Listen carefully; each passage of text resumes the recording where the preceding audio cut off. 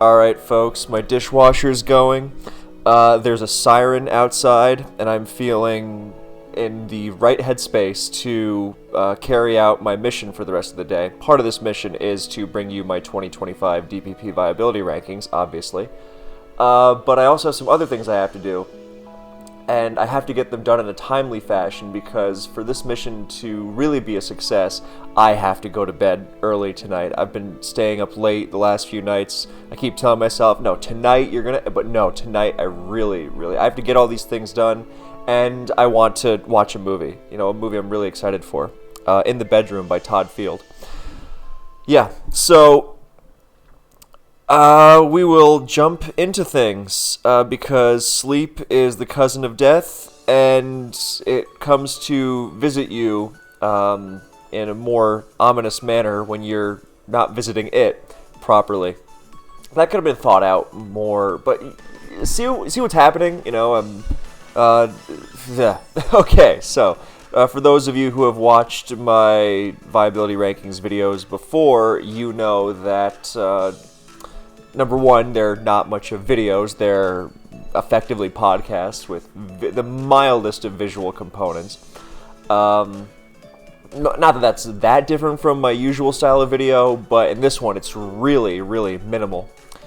Stripped down aesthetic, we could say. So, that's number one. In this video, for those who do like, following along on the screen, I have, as you see, zoomed in enough so that the progression of the other rankings is more cinematic. You know, it's not just all on the screen for you waiting at once. You're going, oh my god! Is he going to rank Gyarados ahead of Quagsire? Yeah. Suffice to say, I did rank Gyarados ahead of Quagsire, but how much further ahead of Quagsire? That's the real question, right? So. Yeah, and the other thing you might know, which I am restating for the newer viewers, because I value you very much as well, obviously, is that I don't really believe in taking viability rankings as gospel, and I think it's really weird when people do.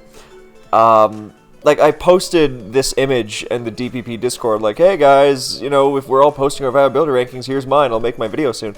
And someone immediately was like, oh, it's interesting that you ranked Gliscor where you did, because this and that. I'm like, dude, you are way overthinking this.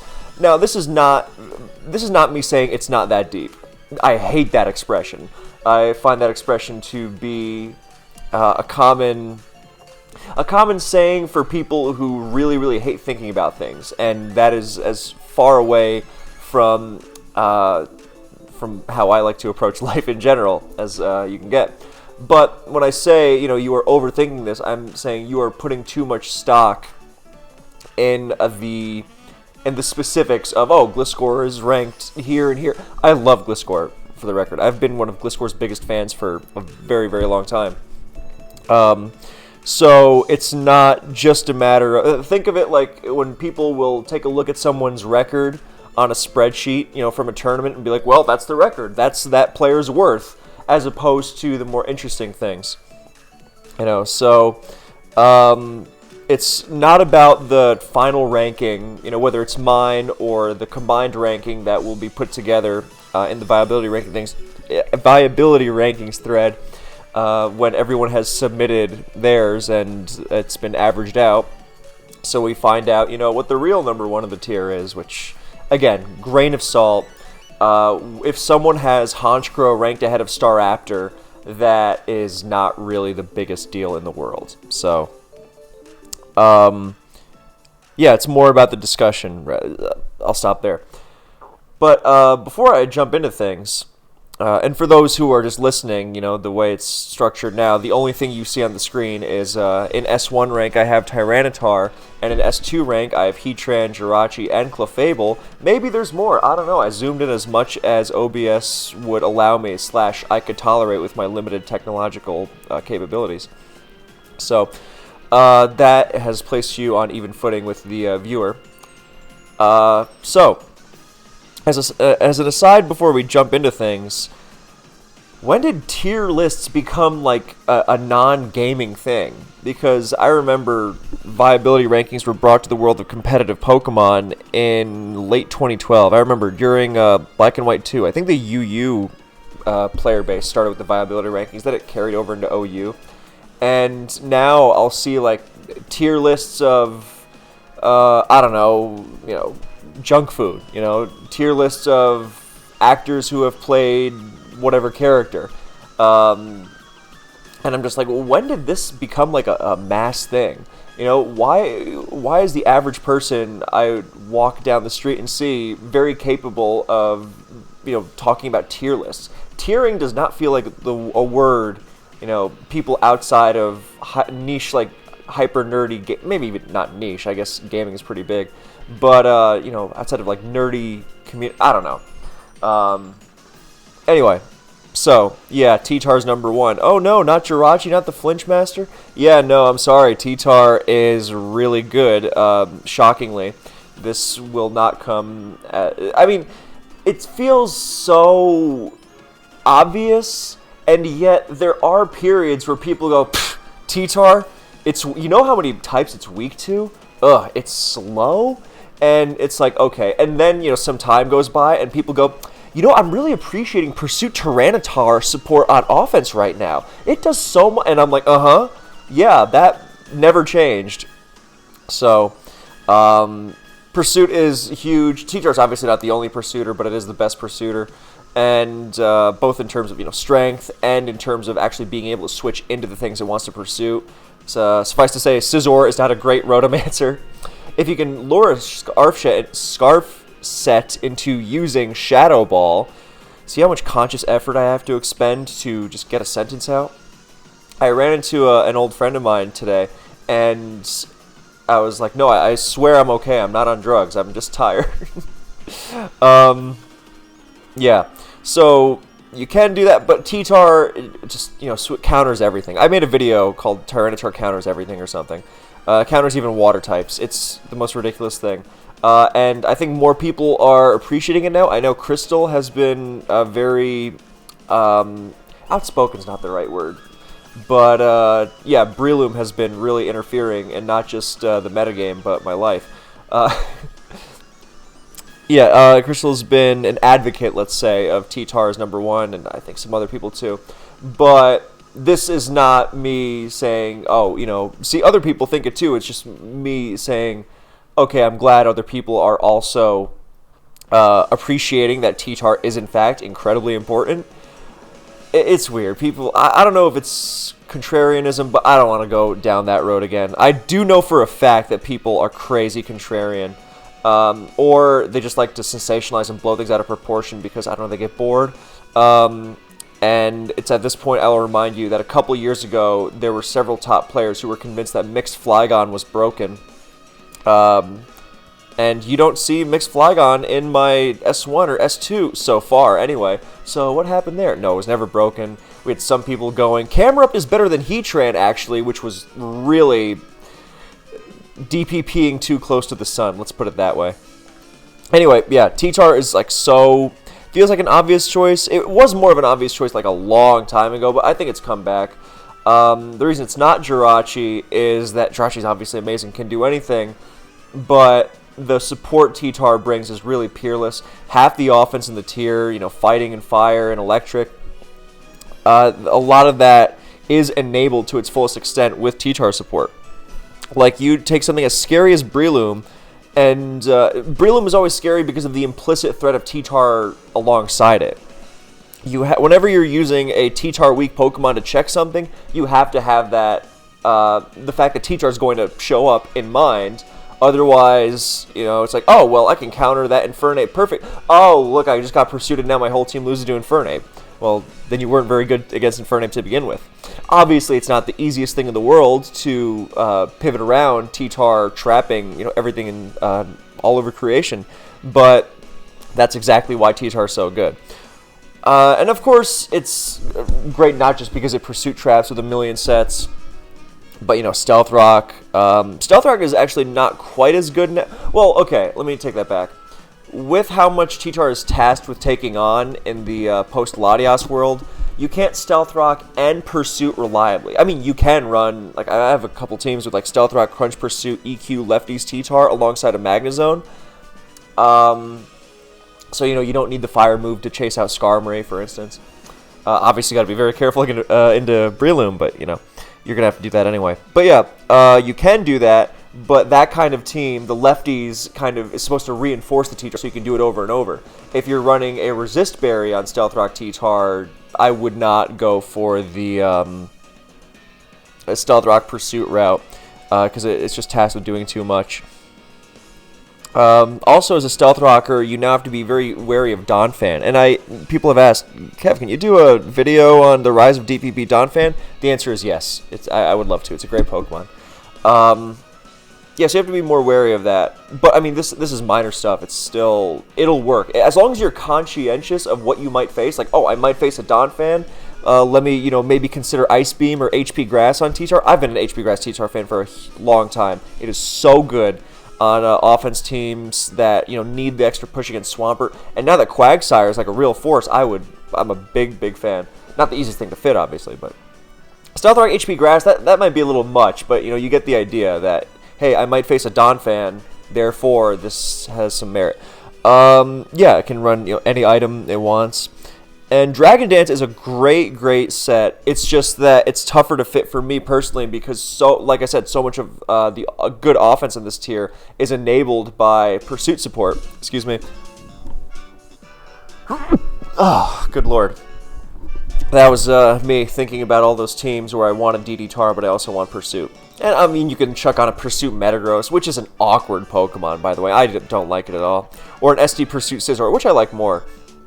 But generally, you got to be very aware that not only do you not have Pursuit support, but more importantly, you can't rely on T-Tar defensively at all. And that's even bigger, because forget the Pursuit of it all. You know, T-Tar doesn't just Pursuit half the tier. It checks pretty much, you know, a huge portion of the tier. I almost foolishly tried to put a percentage on it, and then I realized, don't bother. As this graph opens up, you know, we go over other Pokemon, you realize just how much T-Tar answers. And when you do that, then you realize, good lord, you can't rely on T-Tar to answer things defensively. Well, it's actually kind of funny because for a long time people were having trouble building teams without T-Tar, me especially, because like as soon as you take out T-Tar, it's like how do I check Zapdos, how do I check Heatran? This becomes easier in the Latios era, so it's another reason why I think Latios was a great addition to the tier, because it makes throwing T-Tar on to check half the tier much less of a necessity. Obviously the two of them together check a ton, but and you have to be careful. Pursuit support, of course, but then you can turn that T-Tar thing to your favor. But that's not really a knock against T-Tar. That's just, you know, if you're a T-Tar user, you have to get out in front of this, you know, rather than take advantage of and over-rely on T-Tar. You rely on T-Tar for a lot, you don't want to over-rely on it. So, yeah, so running DD-Tar is like making a team, you know, without T-Tar at all, insofar as you can't rely on it defensively. You know, you're not switching it into Scarf, Heatran, Fire Blast. So, yeah. But DD-Tar is obviously a great threat. I don't like DD-Tar on, like, random physical offense. I think it's kind of... I think it's very matchup fishy and kind of junk, honestly. But with spikes, I think DD-Tar is excellent. So, I'm a big fan of DD-Tar with spikes. I think it kind of helps split the difference against a lot of stuff. You know, that extra offensive push on everything kind of makes up for the fact that you don't have one of the best pieces in the tier defensively. And it helps T-Tar drive things home against a lot of major targets, you know, the grounds mostly. Even finishing off things like defensive Jirachi and Metagross, you know, even Breloom. So yeah, DD-Tar is great. And I do also want to advocate for DD Life Orb T-Tar. I think that's a tremendous set. So, yeah, T-Tar number 1. Now we go to S2 rank. Heatran is number 2 for me because I think it's just such an... people are kind of rediscovering Heatran. Remember how I said, oh, well, people are forgetting that... Or people think Camerupt is better than Heatran. Now, that was a very, you know, just vocal minority. But still, people were kind of down on Heatran for a while, you know, even post Dugtrio ban because, oh, it allows Flygon in and others. And, you know, once you realize that Heatran can do everything. The dance with Heatran is pretty much, if you want to use it as aggressively as possible, you need to pair it with things that take on Jirachi, because you're not going to get much mileage out of an offensive Heatran that's switching into Jirachi and taking paralysis. Now, if you've got a bulky Heatran that, you don't really mind taking the para, then obviously that's, great. One of the best things you can have. But, it's a little bit of an extra stretch in team building where you have to have Heatran plus Jirachi answer. But, these are generally kinds of very aggressive teams. Where you can maneuver around that, and it's not too much of a stretch. So as long as you're conscientious, then Heatran's so-called weak points, like Jirachi lures it in and paralyzes it, like you should be aware that Jirachi's going to try and do that, so you can maneuver around it. Scarf is great, Specs is great. It's got a million great wall breaking sets. Stealth Rock. I mean, I could dedicate a video to Heatran. Maybe I just will.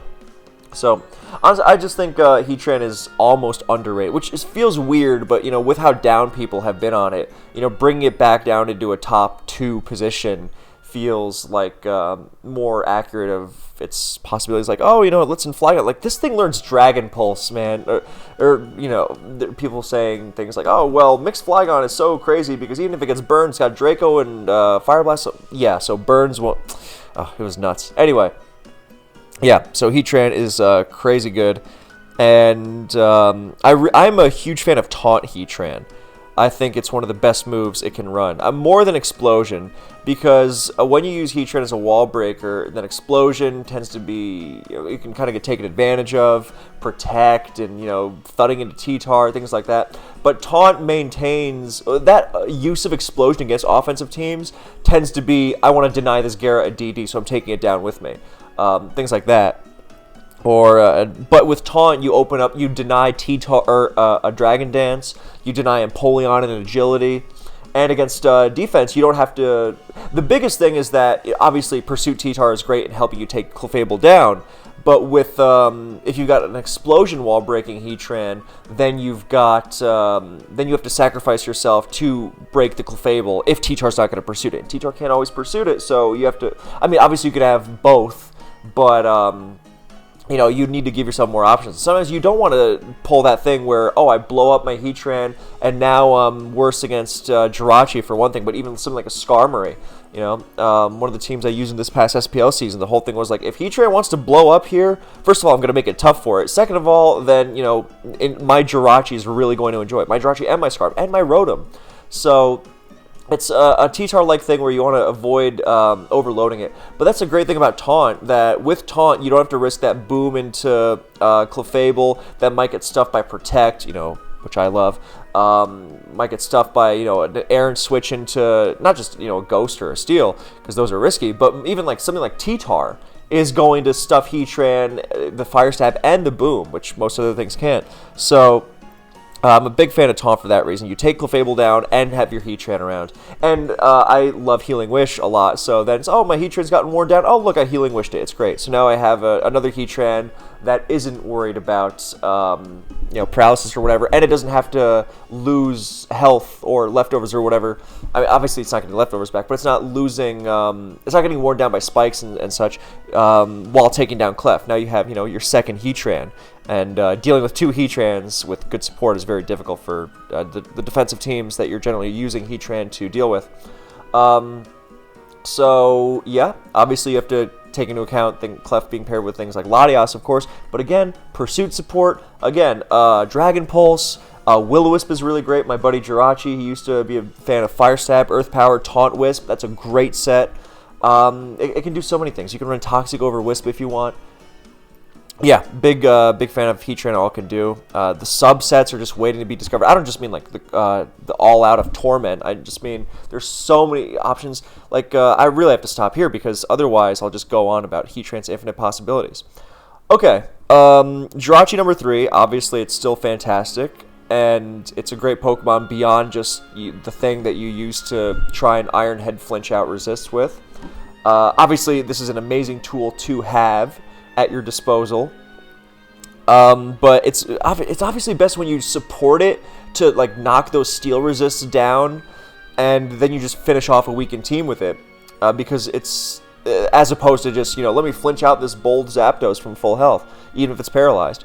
No, well-supported Jirachi is one of the best win conditions in the tier, obviously. And that's never really worn off. I think I've tried things like Sub Protect with Iron Head and Fire Punch, which I really like. I tried Sub Protect Wish, which I still think has potential. Obviously, it needs a ton of support, but I really like it. Good old Protect 3 attacks or Sub 3 attacks. I'm generally a fan of Protect. Refresh is really good. This way you can take a paralysis from a lot of things, and you refreshing your back in business. Refresh Jirachi, Physical Jirachi, is a great, great, great Pokemon. Yeah, so it's pretty simple in that regard. The defensive sets are essential, obviously. I really liked, I like U-Turn on the defensive sets, whether they're Rest Talk or Wish Protect, because this way you have one of the best defensive Pokemon on the tier, and you don't really risk it being useless against offense. Obviously, or sorry, against defense, because obviously Wish is always going to be useful against defense, but with U-Turn, you don't just kind of do nothing against a full health team. It's like, oh, I pivot into this, well, I'm U-turning right out, so it's great. It's a nice way for Rest Talk to be active as well. So yeah, U-Turn on defensive Jirachi, always great. All the versatility in the world, and obviously it doesn't even have to run Iron Head. I think it's got a lot of great Calm Mind sets. Obviously, even Calm Mind sets can run Iron Head, Calm Mind 2 attacks Iron Head, or Sub Calm Mind Iron Head Thunder, which is a devil of a set, until Spidef Heatran comes back, or Gliscor. Well, I guess Gliscor can be flinched out because everything can, but or something like Bronzong. But basically, it's very, very difficult for a lot of teams to counter. Yeah, it's basically a sub Iron Head Jirachi, and you think Skarm comes in, oh, Thunder, and oh, I'm going to sit on it, oh, I'm Calm Minding, so yeah. But look, good old Superachi is just terrific. Whatever berry you're running, I'm a big fan of Lum because Breloom and Paralysis is annoying, but Aka's great, Shuka's great, Leftovers are great. I'm sure there's many more options that you could toy with. So yeah, Jirachi is superb. Obviously, very, very, very top tier. Hang on, I'm getting a phone call. I'm gonna ask for to call me back.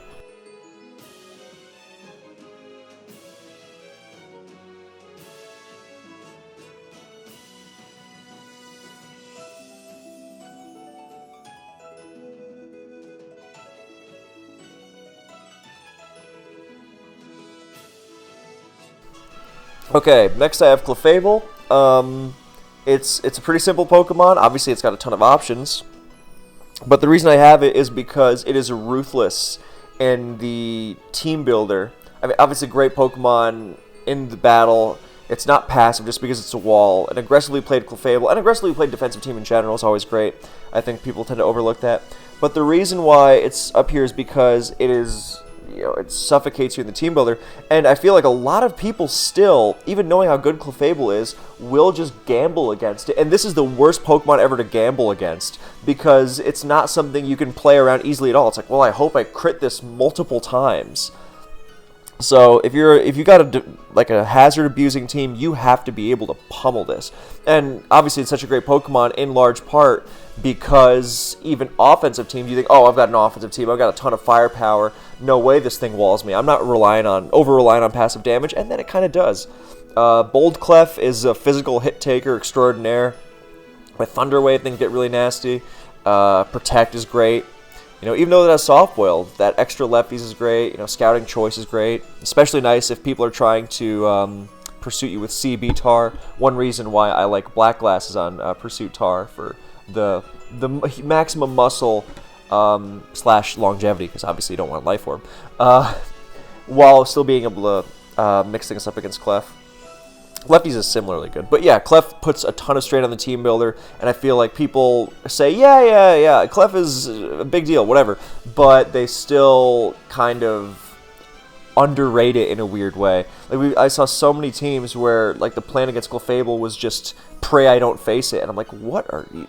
And I feel like that wasn't a conscious decision on the player's part, like, oh, no way, my opponent brings Clefable, so much as saying, yeah, I've got some physical attacks, I'll be fine. I think they just kind of overlooked it. So, yeah, hell of a nasty Pokemon to go up against. And then we've got Latios rounding out S2. It's a great Pokemon, obviously. because even the great thing about Latios is that even if it's not that impressive in the battle, it's that it enables you in the team builder because of its incredible resists and move pool. And I mean, a lot of the time you switch it into something, you switch right back out as T-Tar or a Steel or Clef come in. But yeah, I mean, if your opponent is running a defensive team and they don't have a Scarf Tar, they're probably not going to absorb your Trick very well. So its Trick winds up being a great tool against Stall Breakers, or against Stall, sorry. Even teams with Scarf Tar, I mean, you get some hazards down, and Specs Draco is going to, really make it not want to come in, especially if you get one double switch, and then you can do it. Even removing T-Tar's Scarf can be huge with the right teammates. And even if you're worried, oh, well, Latios is going to be dead weight post-Trick, well, that's where Healing Wish comes in. I love Healing Wish, even on Specs. Never leave the team builder without it. And, yeah, Scarf is, a great glue on all sorts of teams. And the defensive set is similarly suffocating as Clefable. The defensive set is a nightmare for offense. Like if you're facing someone who is just kind of like a mindless offense player, as in I'll just click buttons and be fine. I feel like people kind of treat it like Clefable, like, oh, I've got a bunch of moves that hit Latios super effectively, and you can wind up just completely thudding into defensive Latios. Like Lati, Clef, Wish Protect Jirachi, like is anti-offense extraordinaire stuff. So, yeah, it places a huge strain on the team builder there. And I think Latios is still underexplored in many ways. Like, I messed around with a Rain Dance set. Rain Dance Lum T-Wave. Very specific, obviously. I'm not advocating that for general use. But, check Breloom. And T-Wave the Jirachi and, Clear Weather with Rain. I think it can do so many things. I think my buddy Jirachi also used Offensive Calm Mind with 3 attacks. I think it's a monster of a set. Hits so hard, especially with Modest. Doesn't need it, but really likes it.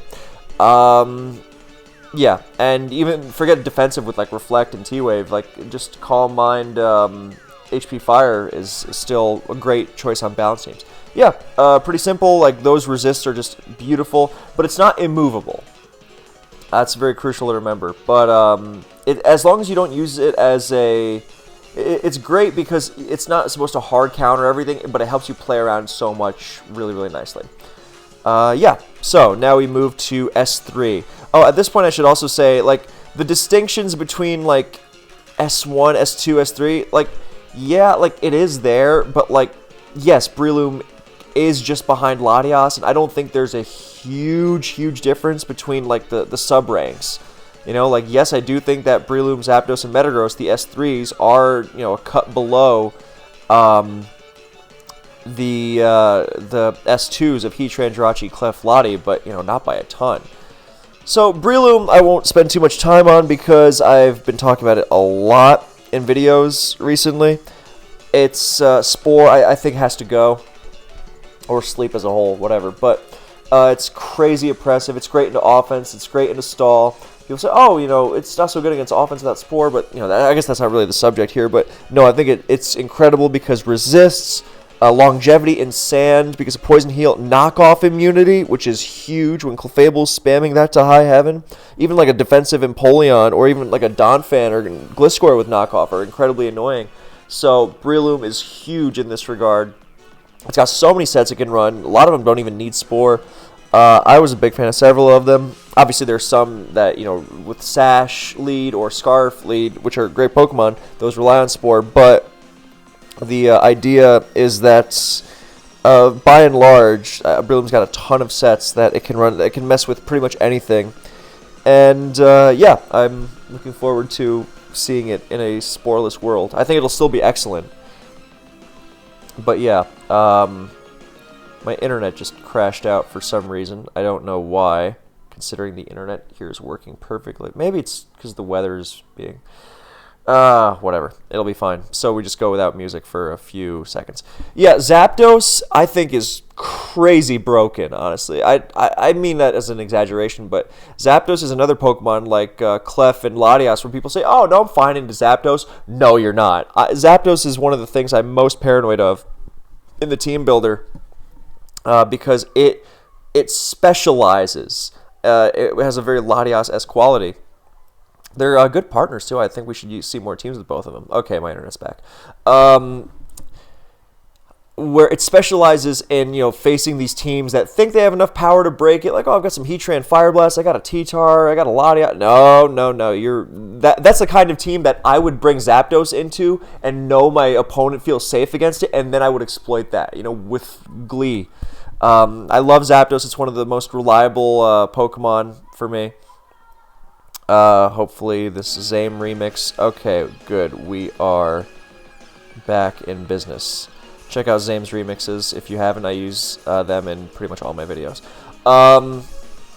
Yeah, I think it's got a ton of... I think offensive sets are great. I love Specs. I love Magnet. I love Lum, lefties. It can mix and match its move. It can run the same move set and just like change the EVs. And, Thunderbolt, Roost, HPI Sub, for example. And it's like, oh, well, is that going to be max defense or max HP, max defense, or max speed and special attack? Either is fine. Things like that. I love Sub Roost in general, but with max defense, it is a miracle worker, especially with Discharge. Yeah, it can work on pretty much any kind of team. Paraspam, heavy offense, stall. Scarf is an underrated one. Yeah, U-turn is a great choice even on defensive things. I was thinking about Sleep Talk Zapdos. That was a little awkward, but that just speaks to Breloom being stupid more than anything else. I just wanted a Breloom answer that switched into it cleanly, without Sleep Claws active, But yeah, I think it can do so many things. I think Roar Zapdos is super, super underappreciated. I'd love to see that explored more. Sub-Roost Roar, or, U-Turn Roar. See, the options are crazy. This is why I go nuts in the team builder, because I'm just like, I gotta use all of these, but I don't have enough games to do it. But yeah, so Zapdos, I think Light Screen has a ton of potential. Oh, Protect Zapdos is amazing. I used to use Protect Zapdos like 10 plus years ago. And then again, a couple years after that. And I never really caught on, and I didn't understand why, because I was like, this is a great Pokemon. It's great with T-Spikes, but just in general, catching booms, scouting choice. Like, oh, is that Latias going to Draco Meteor or Trick? Because I can roost off the Draco Meteor, but I don't want to stand and take the Trick. Oh, look, Latias is ruined. Rotom, same deal. Yeah. So I hope that Protect Zapdos is used more. I almost use it more. I think it's great in the lead slot for Azelf booms, but whether it's defensive or offensive. But yeah, I mean, look, it has so many options. I think it just fits on so many teams. Yeah, you don't need spin support. On teams where you want it to stick around, yes, you really want it, but spin support's never been easier with how good Donphan is. I think Fortress is a piece of junk, but Starmie's good. You can combine the two if you really want. I had a couple teams I was looking at where I had both of them. And obviously with Pursuit T-Tar support, which is so easy to throw on, not just because it enables your spin, but because, oh, Zapdos used U-turn. Clefable came in. T-Tar's threatening it with Pursuit. Oh my god. So yeah, Zapdos is an incredible Pokemon. It feels almost low, but I think it's absolutely elite. Super spammable. And on offense teams, I don't think it needs spin. Obviously, it's super easy to slap on a Starmie on an offense team, or even a Donphan on an offense team, honestly. But, yeah, I mean, people have even used Hitmonlee offense. I think that's kind of cool. But yeah, I think you don't need it. And if you can make Zapdos work without spin, you open yourself up to so much more. And yeah, like honestly, even if you have spin, then you're not always going to be able to get the spin off. Zapdos will take Stealth Rock, but one Roost and suddenly your opponent cannot KO it. It's beautiful. So yeah, Zapdos, elite. Metagross. It's not. It feels almost a little out of place. So like, I guess I could have put it at the beginning of the next rank, but at the same time, I really did not feel it was it fit there because it's so good at just being slapped on a team and covering so much. It's like it's got the resistances of Jirachi, but with the with the access to Earthquake and the physical defense, it's like. It's more able to check other Jirachi, I find, and it's a very good answer to T-Tar. So, I found the specially defensive lefty Stealth Rock set to be unbelievably easy to fit on team. Does so much. I mean, I've loved that set for a long time, but it's really incredible. It can do so much, obviously. Trick, Iron Ball, Agility, Scarf. Love all those. Lead sets are always going to be good. What I experimented with this season of SPL was Gravity. And I'll have that in more detail in another video, but I have to give credit to my buddy Roscoe, who came up with the idea of Gravity Metagross a long time ago, and it is excellent. There's so many things you can use it with. So, yeah, Gravity Metagross, one of my favorite new discoveries. I think that really has cemented it in this S3 rank, because, I mean, the utility is just off the charts insane in general, no matter what you're running on it. It's got a deceptive amount of surprise you can run. Like, a Zen Headbutt Metagross is surprisingly easy to spam, but yeah, Gravity really helps make it elite, because you think, oh, well, Trick Iron Ball, otherwise it's, or Trick Scarf, but it's tough to make work against defense. Gravity turns it into some of, the nastiest wall breaking you'll see around, especially with hazards, which is what I paired it with. So, yeah, Protect. Oh, also, if you can fit Protect on your Metagross, I use Protect Gravity, but you don't need to use Protect Gravity. You can do so much with it. But Protect on Metagross in general is just nasty. I was also, I was trying to use Toxic Protect Metagross every week in SPL, and it's an extraordinary set. Needs some support, but I mean, the upsides are just absurd, truly. Yeah. The coolest thing about Gravity Metagross is definitely when you face a Magnet Rise Magnezone, you just completely ruin them. Yeah, so Metagross, specially defensive, physically offensive, whatever you want to do. The only thing, don't bother with Mixed. Like, it seems cool, but it's just so ugly to fit Psychic and HP Fire into a moveset. I can work, but I don't know. I guess you can use it on a team where you would have a mixed Jirachi, and whereas you would have Psychic, Fire Punch, Iron Head, Filler on Jirachi. Then here you would basically have that on Metagross, but with Explosion Blast. So yeah, that could work, but generally I did not find much success in trying that. Like a surprise Grass Knot on Metagross, won't argue with that. But I also really like Thunder Punch on Metagross. Well, I like coverage on Agilagross in general, because when you have Explosion, then you often late game run into things like, oh man, I can only KO that through a Boom. But when you have that coverage, you become really lights out. So I think Boomless Metagross, it's almost like Sporeless Breloom. Like, you think, wait, Boomless Metagross? But yeah, Gravity Protect, Toxic Protect, Agility without Boom. It's, or Rock Polish, because it's cooler. But, yeah, I am a big fan of those. But yeah, Thunder Punch in general on Utility Metagross, because Starmie comes in, you smack it. You do some damage to Skarmory, some nice damage, without Gravity, obviously. You can just, chunk it, force a Roost, get a switch, as opposed to being completely helpless. I think that's good. And you are very reliable into Gyarados. Zen Headbutt is another reason, Gyarados is another reason I like Zen Headbutt, rather. Hit Zapdos, hit Rotom. And you threaten an Oko against Breloom in a one-on-one if it wants to stand and Spore you, which is generally a good stab attack. But, yeah, Gyara... Nice to have T-Punch into Gyara, and obviously Starmie, even Suicune, really helpful. So yeah, that rounds out our S ranks. So now we move down to A1. So leading off A1 rank is Gyarados. I am a fan of Gyarados when it's not over-reliant on DD.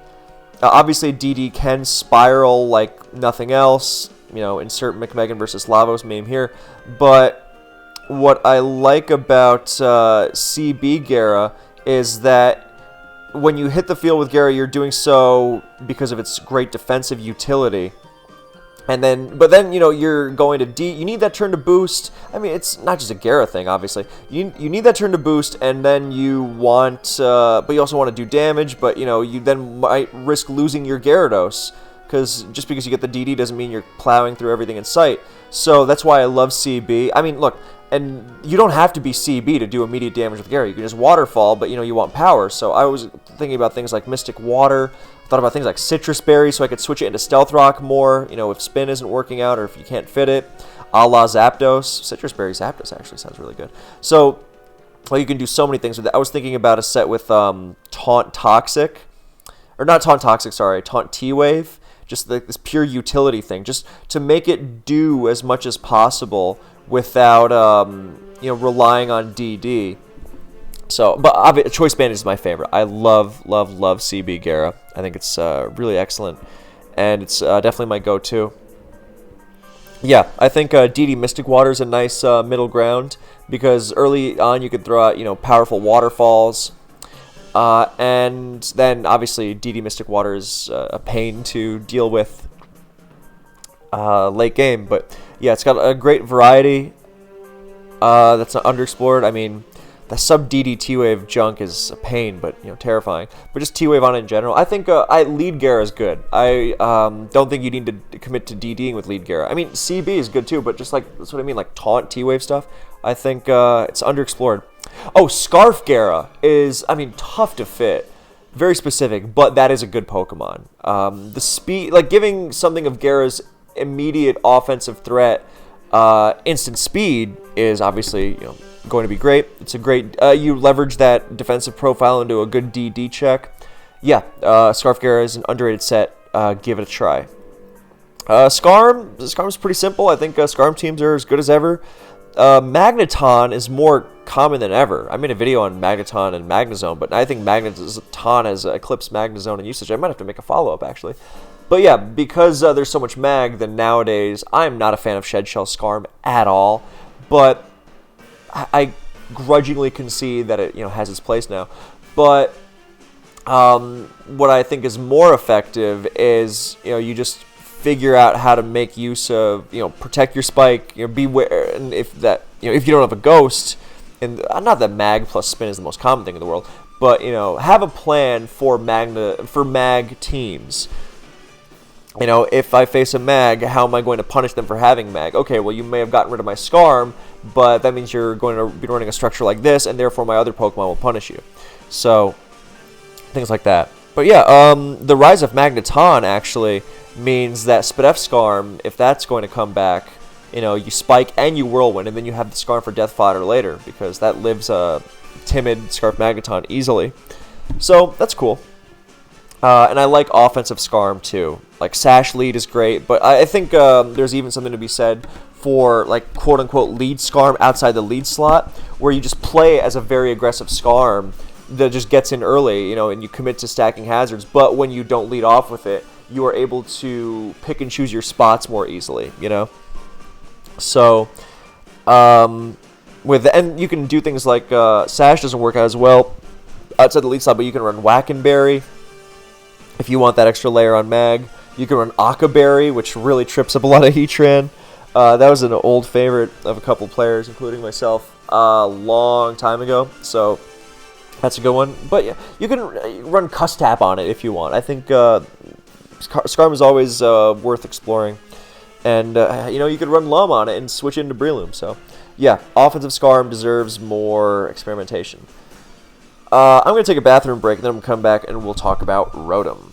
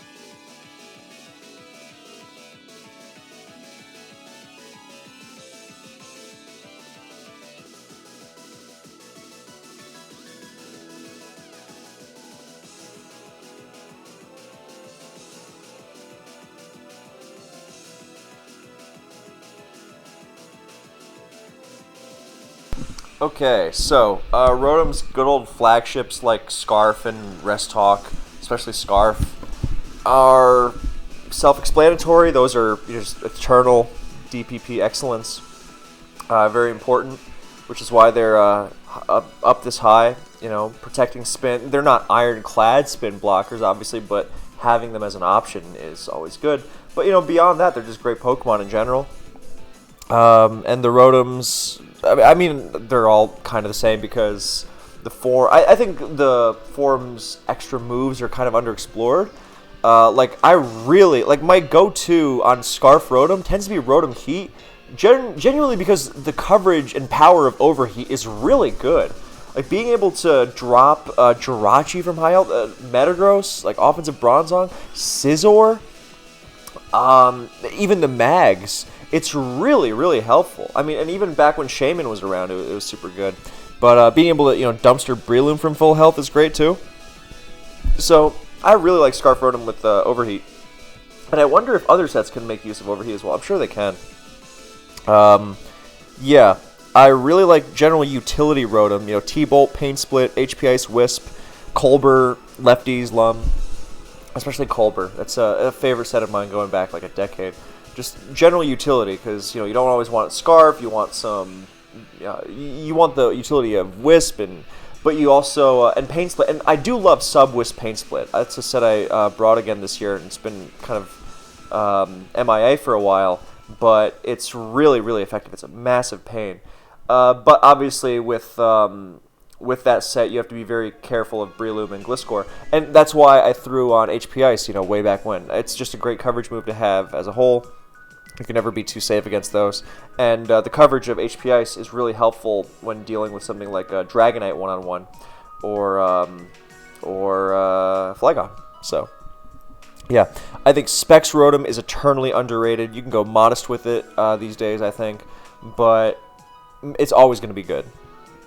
Yeah, I'm a big fan of that, especially bulky Specs. But whatever you do, the power and the trick factor, being able to more reliably trick with Rotom against a defensive team because you've got the threat of Specs Hydro keeping out a potential Scarf Tart if they even have it.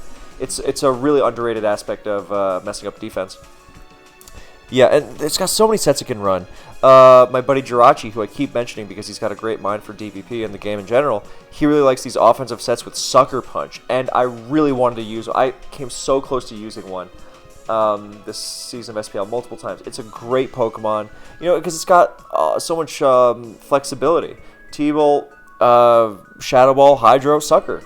Throw in Wisp in there, throw in HPS, whatever it is. Throw in Overheat if you want. But basically, when something comes in to revenge kill you, like a Starmie or a Gengar or a Latios. I mean, it doesn't even have to be weak to dark. Just let's say a low health Scarf Flygon, even if you don't KO it. Oh, it's now in Stealth Rock range, Oh, it's now in range for this other priority of mine. Infernape, Mach Punch, whatever it is. Just the extra priority is so helpful and comes in super handy in a lot of situations. Yeah, Rotom, it's great. Lots of flexibility. I wonder if Leaf Storm can find I'm certain it can. I think that one's waiting to have some sort of discovery. I remember I liked Specs Leaf Storm a while ago because you hit Swampert and you hit T-Tar on the first hit much harder. You don't risk Pasho because T-Tar never runs Rindo Berry. And you hit it harder immediately in a one-on-one, obviously. And hitting Pert and that in the same move is great. So, yeah, I think it's worth giving a try. Don't think so much. I saw someone tried Blizzard Rotom Frost. I'm not crazy about that, but hey, that's me. Yeah, maybe T-Bolt Wisp Blizzard is with a wide lens is the way. Anyway, moving on to Flygon. Mixed, not broken, but a great set. Scarf is eternal. I mean, I think people are too lackadaisical with Scarf Flygon, because if I'm running a Scarf Flygon, I have to run the most anti-Scarm team anyone's ever seen in their life. And I feel like people are like, no, I've got Heatran, I'm fine. So I don't know where that comes from. But, yeah, I guess we're also a long ways from the days where people thought having Flygon on their team meant they were good in a Zapdos, which was also very exploitable with Zapdos. But yeah, whether even though Flygon has this tendency to, at large, make people think they're fine into Zapdos and, think they're not destroyed by Skarm either. It's a great Pokemon, of course. I think Choice Band is always underrated. I wanted to bring that so much. I think that really needs to be explored more. And beyond Soft Sand or Choice Band, you can also go with Soft Sand. So you have the power of a strong EQ to really muscle through Jirachi and Clefable, while having the flexibility of being able to pop a coverage move. Speaking of mixed Flygon, a set I really like is Max Attack, Earthquake, Dragon Claw, Fire Blast, Roost. Or if not Roost, then Toxic. If you need the extra help with something like Hippo or Gliscor. But basically, when you've got things like Clef and Jirachi that you have to deal with, then you need the attack on Earthquake.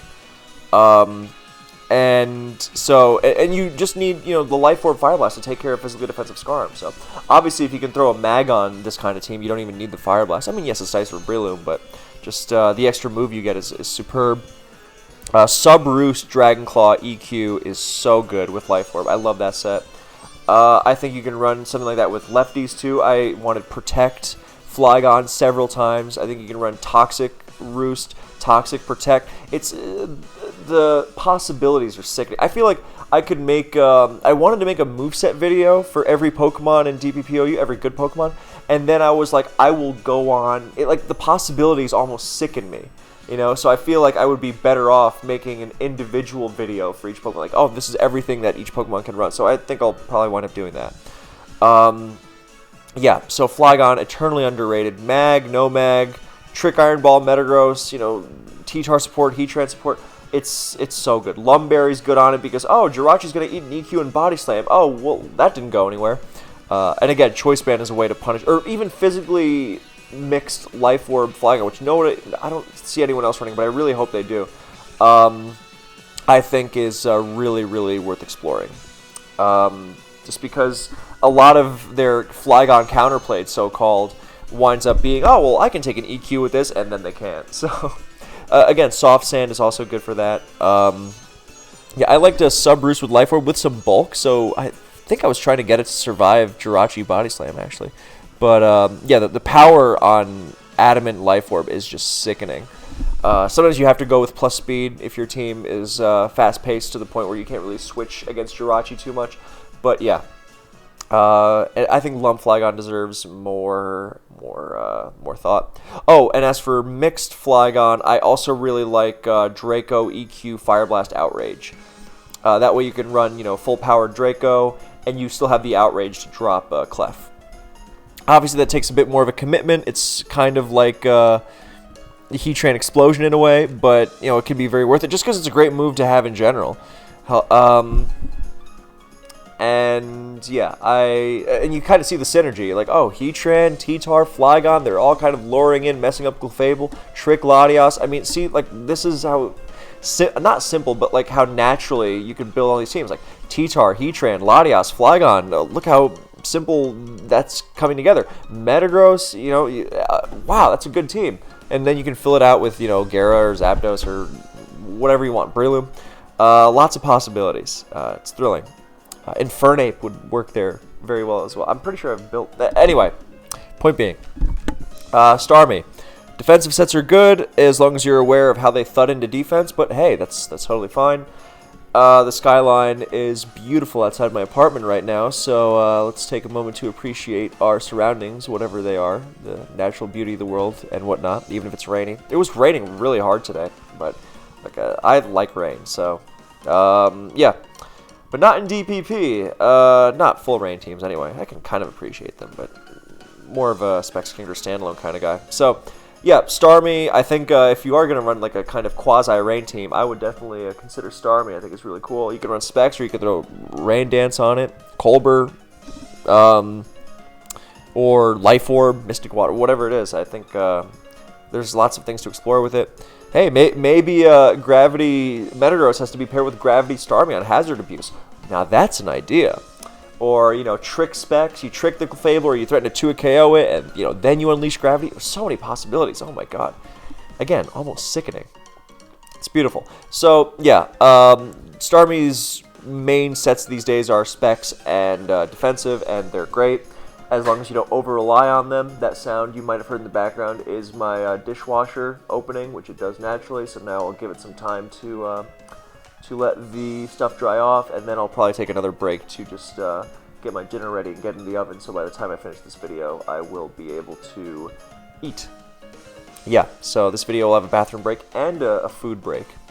It won't take long. The stuff is basically ready. But yeah, so Starmie is great. Don't over-rely on it the way people did 10 years ago, where they couldn't build a team without it, and they would throw it into everything because they couldn't play with Stealth Rock on the field for more than a turn.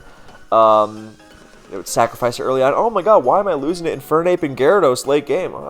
But yeah, great Pokemon. Enables so much.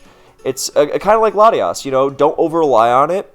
Be prepared to use it aggressively, and maybe you have to, as long as you're getting some progress out of it, as long as you're very conscientious, then it'll reward you. Gengar. Okay, so Gengar comes in as the last of the A1 ranks. No, sorry, there's one more Pokemon after it. I was looking at the recording and not the final rank. So, second to last A1 rank.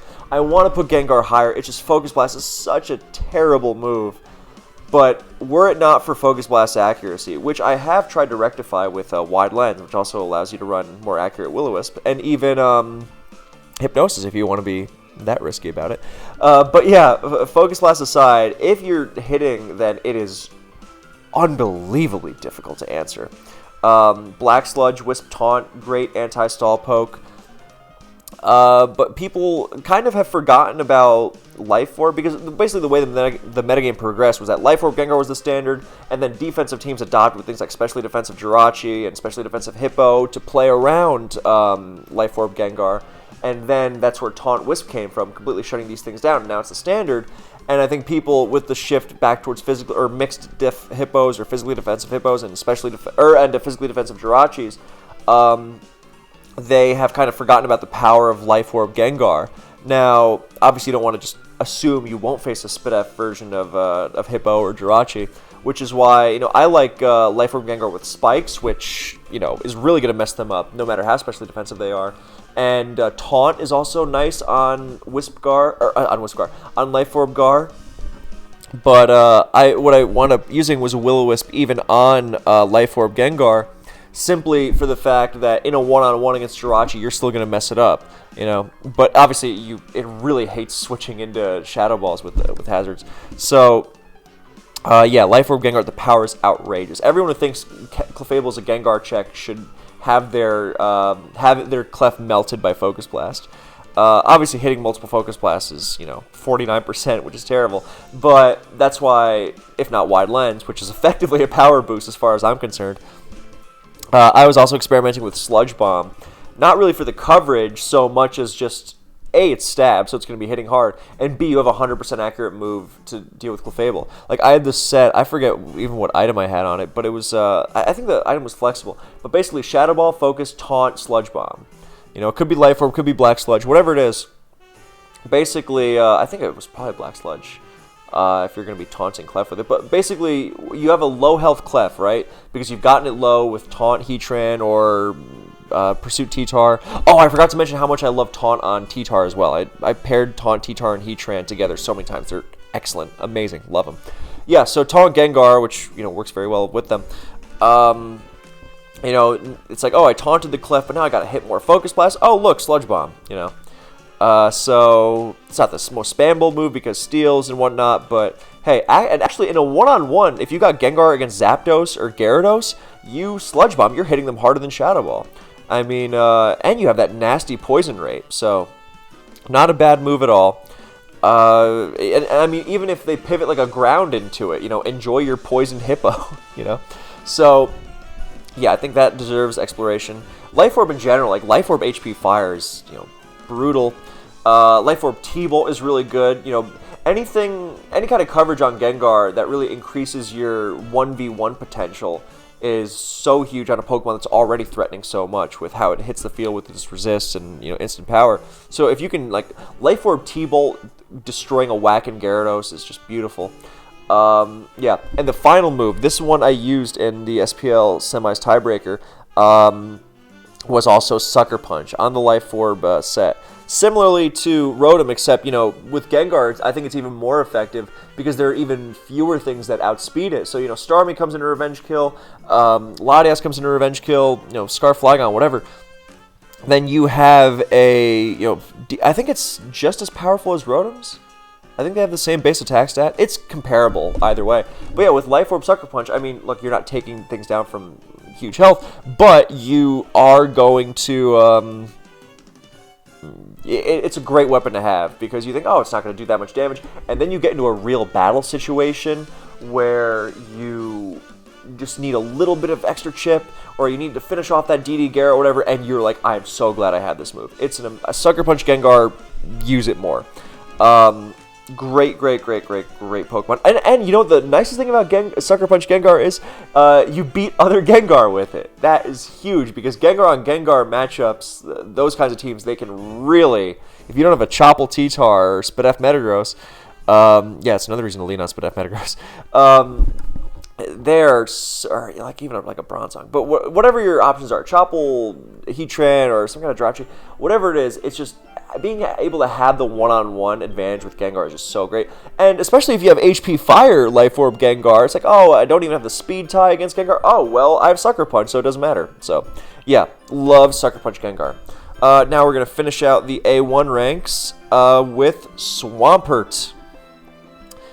Yeah, the only reason I didn't use Swampert more, don't even have it maybe even higher, is literally just because of the huge opportunity cost of how comparably easily it lets Breloom in. Obviously, you partially solve this by not running Stealth Rock on it, and I think offensive and defensive Pert alike have a ton of great variants that they can run without rocks. 4 attacks, Choice Band I think is super underrated, Specs even, the Specs Hydro Pump but with the Stealth Rock resistance and Sand immunity, which is unique. And then you kind of wonder, well, why not Empoleon? Well, you can do that on Empoleon, but Empoleon is also vulnerable to Magneton, so... yeah. And this one pressures Zapdos a little more. Or actually, it helps answer Zapdos. Yeah, the fact that Zapdos is rarely going to run HP Grass is going to make Swampert a better check, although it's still very exploitable, so you don't want to over-rely on it. But yeah, Pert is great. It's just... Breloom is just such a pain. But other than that, it's a great Pokemon, of course. Checks everything pretty much. And a set I liked on defensive teams, like one of the ideas I had of playing around Breloom, which is not a new one. I was revamping a team that I used a long time ago. But basically, Stealth Rock Swampert sometimes has to choose between Protect and Roar. And then it's like, oh, well, I'd love to use both. Oh, I put Stealth Rock on something else. So then by the time Breloom switches in, or Starmie switches in to try and spin, I'm not worried about, getting up rocks. I'm already attacking, and I can even just chip it with EQ and Sand with rocks. If not Roar outright, and, put pressure on it, drag in something else, put more pressure on it. Ice Beam, because, if you're using Pert as your rocker, you don't want to just go spamming Roar, early on. You got to get those rocks up. So, and even if you do Roar out the Breloom, well, you haven't done much, so... Yeah, I love Protect Roar Pert a lot. It's very flexible. I think it can do a lot. I love Custap on offensive Pert. I think it's a great game breaker of a set where, you just barely take a hit and then you have that option to hit that next thing coming in, after you've, dropped something. Or, I mean, you can even do something outrageous like Stealth Rock on a DD Tar, and then you still have the Custap. Then you have the Torrent Hydro for it. So, yeah, great set. Okay, so we're going to go down to A2, and here's where I'm going to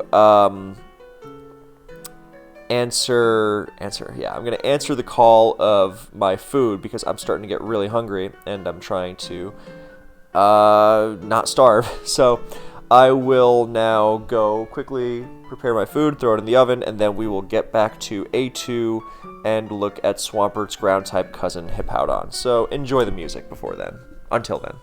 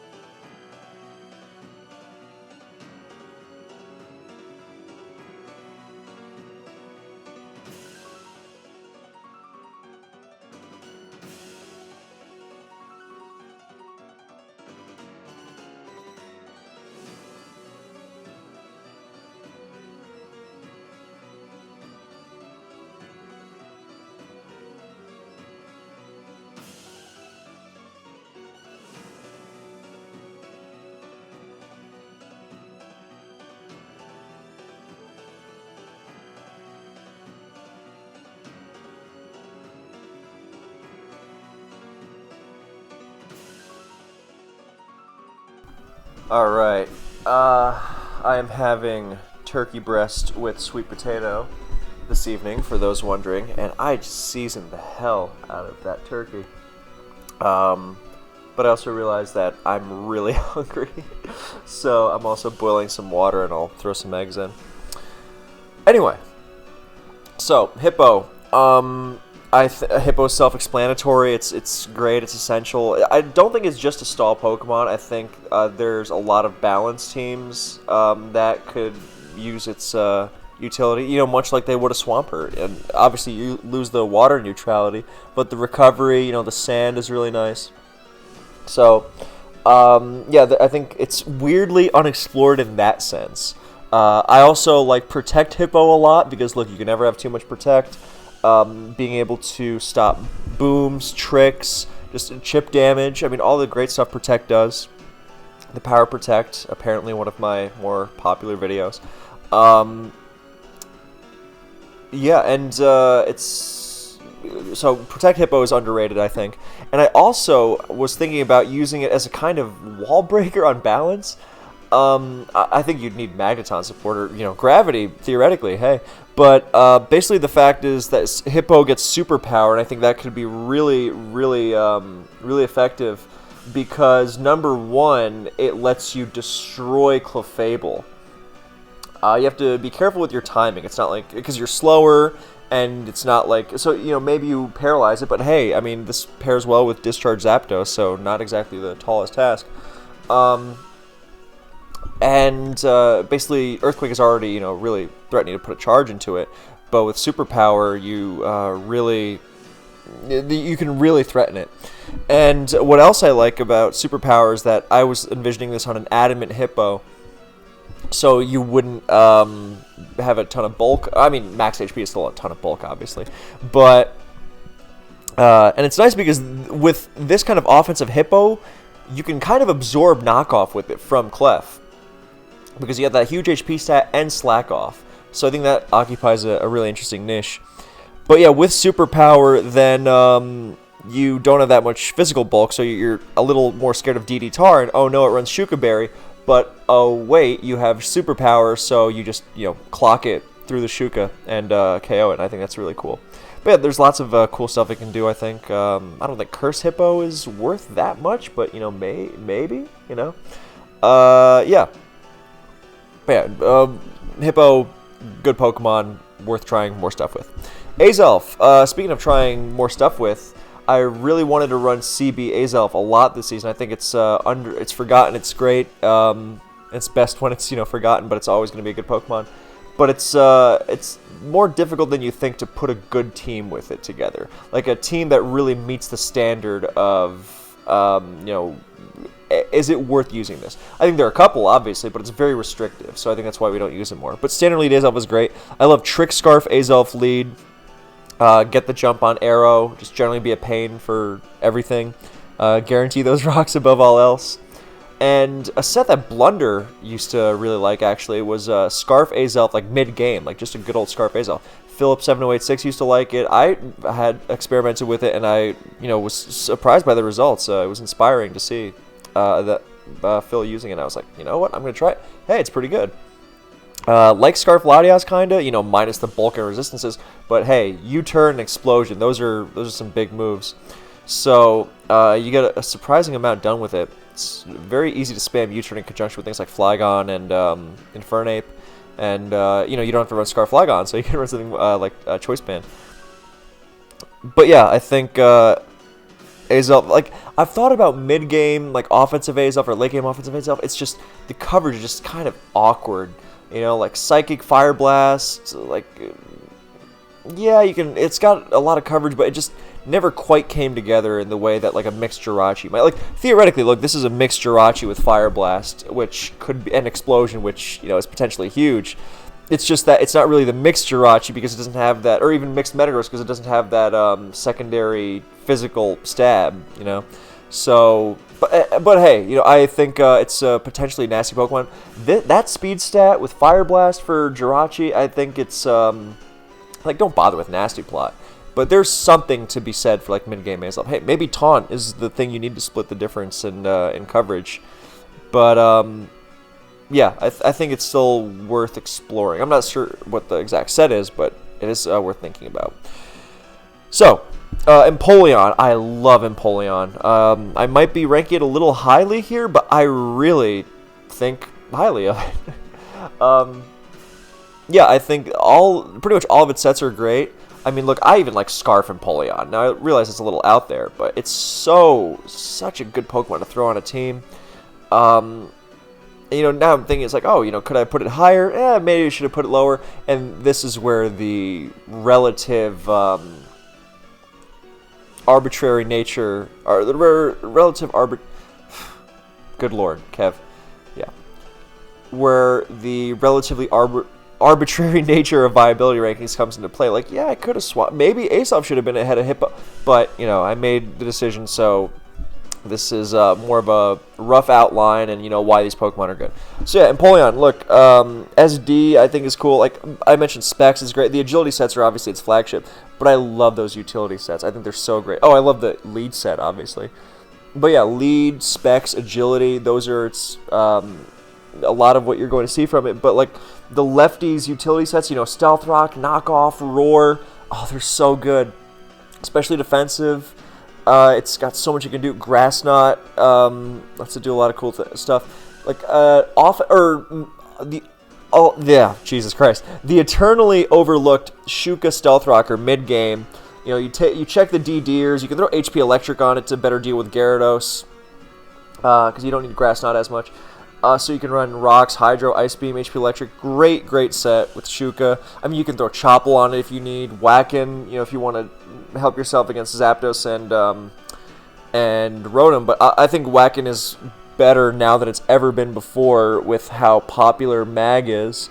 So obviously you can't run Empoleon like you would other waters because it doesn't resist fire and it's got this, you know, Mag weakness and whatnot. It's weak to ground and fighting as opposed to being at least neutral to them. But it's not supposed to be like a traditional water. And obviously, you know, especially defensively, it's going to be great at taking opposing Specs waters. It takes Kingdra on like, you know, almost nothing else. Actually, no, that's not true. Like nothing else, period. But yeah, it can do so many things. Obviously, specially defensive is the way you can mostly run it. I've thought about physically defensive before. I think I even used it a couple times. Just to take away Earthquakes, being able to threaten it so much. That's potentially game-changing. But I used to run Surf, Ice Beam, Protect, Knockoff with Modest. Max HP, max special attack. Surf is already, basically you knock off against defensive teams, and if you think, oh, well, it's passive, it doesn't do that much damage, well, you can't wall it with Breloom because you get Ice Beamed. Everything else gets knocked off, except, you know, theoretically Spit off Gastrodon. And yeah, Surf puts a lot of pressure on. And the thing is that Surf from Modest, max special attack is already putting a lot of pressure on. And then you take things like Clef. Well, Clef gets knocked. You know, and a lot of the thing is that Empoleon is a water spammer that Latios doesn't. Not only, you know, is threatened by Ice Beam, but doesn't really threaten it that much in return. I mean, some sets do obviously, but you know, people can sometimes run like T-Bolt or Bolt Beam, T-Wave, Recover Latios. You know, the RBY Chansey Latios, but generally, Empoleon is actually the Latios switch. So it's massively threatening to defense. You know, Surf, Ice Beam, Knock, Protect. You know, and it's not just that Surf has that power and is bolstered by Knockoff, but it's that it has longevity of lefties and, you know, Protect to help it out more. So yeah, Empoleon, great Pokemon. Can never praise it enough. I'm a huge fan. Let me check on that boiling water, actually, funnily enough. No Scald, but not yet. And then we'll come back and do Gliscor.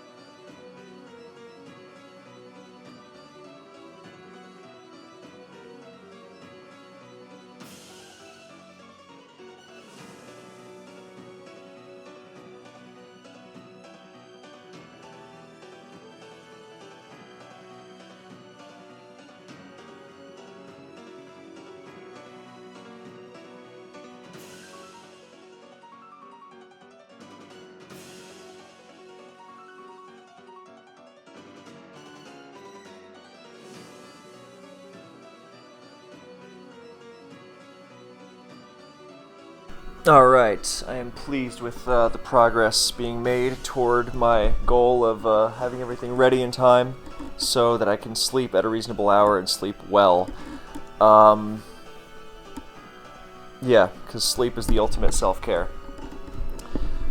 It's funny, you know what else I gotta do tonight? I gotta make sure that I stop drinking water, a couple hours before I sleep. Because I drink a lot of water, but sometimes I'll realize that I haven't drank as much water as I should have, and then I try to, well, I don't want to go to bed, dehydrated, but then, you got to get up in the middle of the night, and then it messes up your sleep. So even if you get 8 hours, it's not as good if it's 4 and 4. It's so sometimes I'm not so good about sleeping through the night, and I really want to make sure that's the case. So yeah, that's the goal for tonight. So let's zip on ahead with Gliscor. So good old taunt Gliscor is eternal.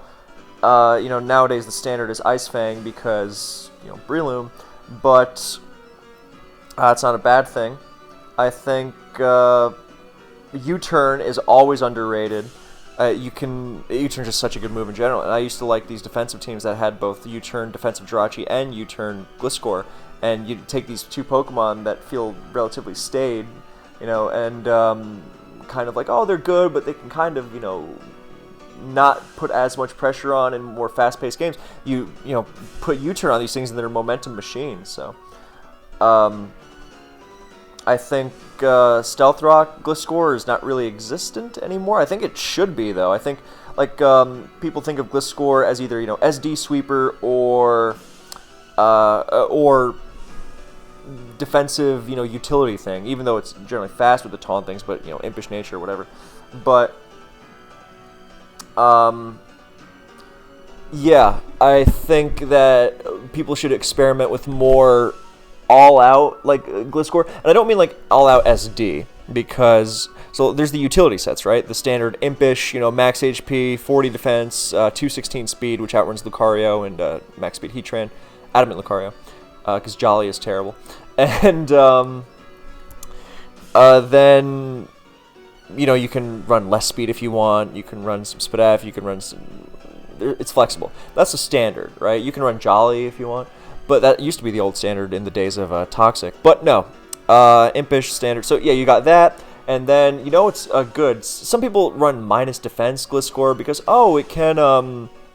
It's slower than Breloom, so you can roost because you take the Seed Bomb and then you roost it off, as opposed to roosting and then getting hit by super effective Seed Bomb. It's like, yeah, cool, but then you have a really slow Gliscor and you lose a big part of what makes Gliscor so great. I'm not saying that it can't be used, but it's not really my jam. On some teams, yes, sure, okay, but generally, so that Gliscor is always going to be great. I think Specially defensive is really cool. Really great Mixgon answer. It's another reason why I like Toxic. Oh, also, even your slow Gliscor doesn't do anything against my beloved Toxic Breloom. Wonderful. Toxic Loop, so good. Anyway, so yeah, Spadef Gliscor, cool. You can run some sort of like mix of both, like impish. If you don't want to run speed, then, which I think is totally fine, you can run max defense, you can run max special defense, or you can run, some defense and some special defense. Because a little special defense goes a long way. Oh, Latios Draco Meteor, it's bouncing off, for example. Being able to live one Zapdos HP Ice, for instance, that could be game-changing.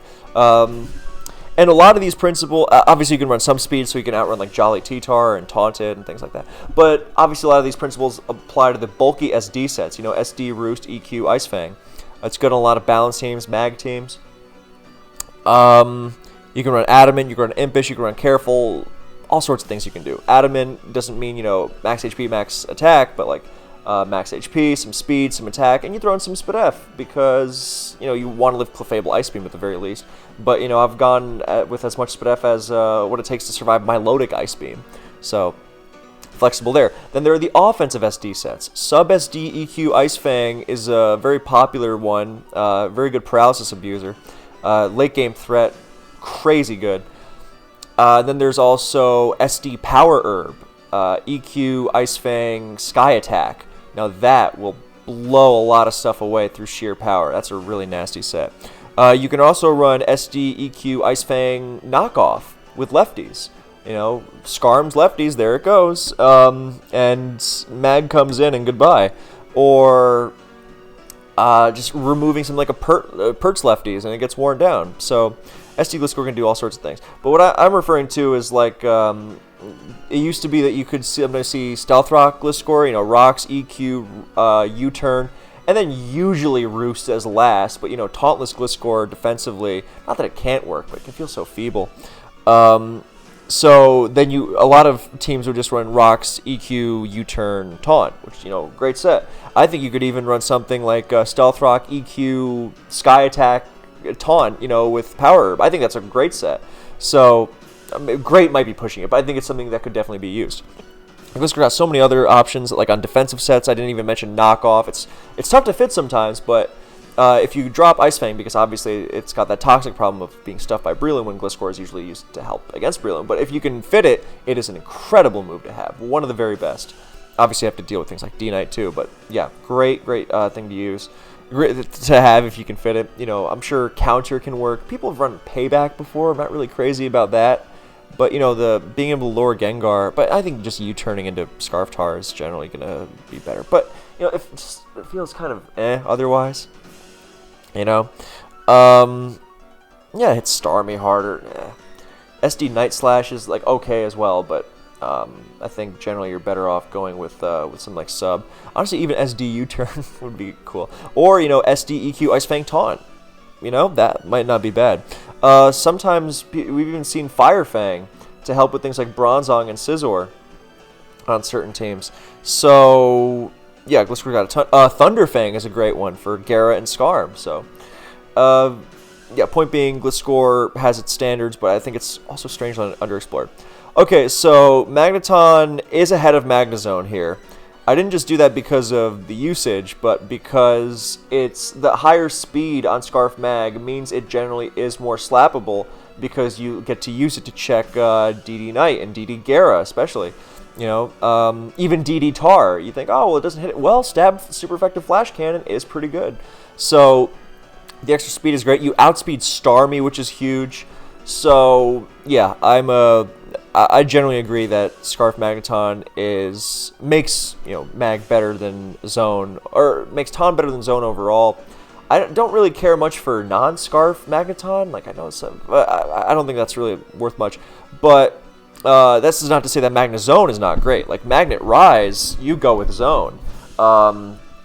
I think there's a lot to be said for that. I think Magnezone also has so many great things it can run, protect. Metal Sound is potentially a nightmare. It's got Explosion, so, it kind of functions almost as a Heatran-style wall breaker. Just one that forcibly KOs the Skarm, And obviously you want to build your team to where if the Skarm doesn't have leftovers, you really take advantage of that. For example, you might not be able to mag the Skarm, but without lefties, it's not standing up to Gyarados nearly as well, for instance. So, things like that. Anyway, you can also do, lure it in with knockoff Gliscor, or hey, knockoff Donphan, hey. But yeah, so, Magnezone, great.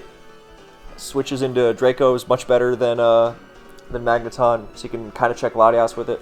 And against defense, it's not quite a Heatran style wall breaker, but obviously you also trap Rest Hawk. That was another reason I like U-Turn on Rest Hawk Jirachi. You escape from Magnezone, which is enormous.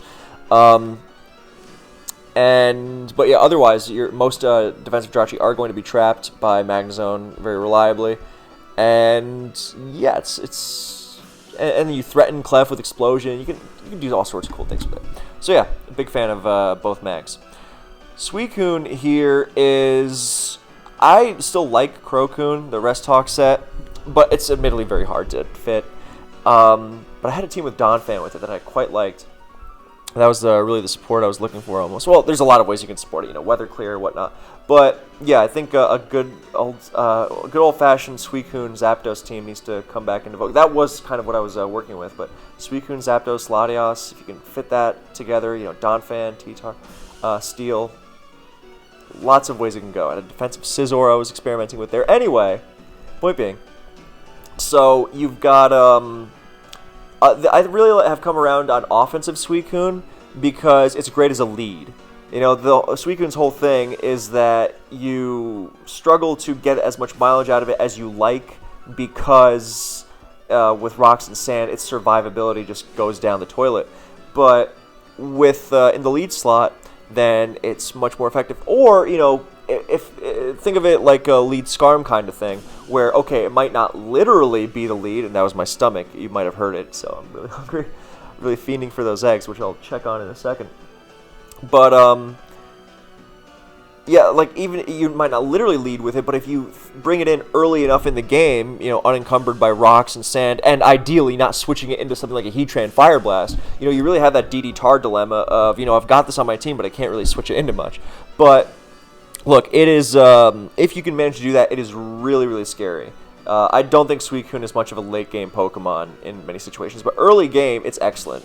You know, you gotta be a little cavalier with it, be a little aggressive, but, you know, if you got something like Protect and mess up, you know, potential slower booms against it, or faster booms in the case of Scarf Heatran, I mean, you can be dominant, then, yeah, Calm Mind, 2-attack, Protect, Suicune, really nice. Also a set that works on Jirachi quite nicely, but, you know, harder to fit.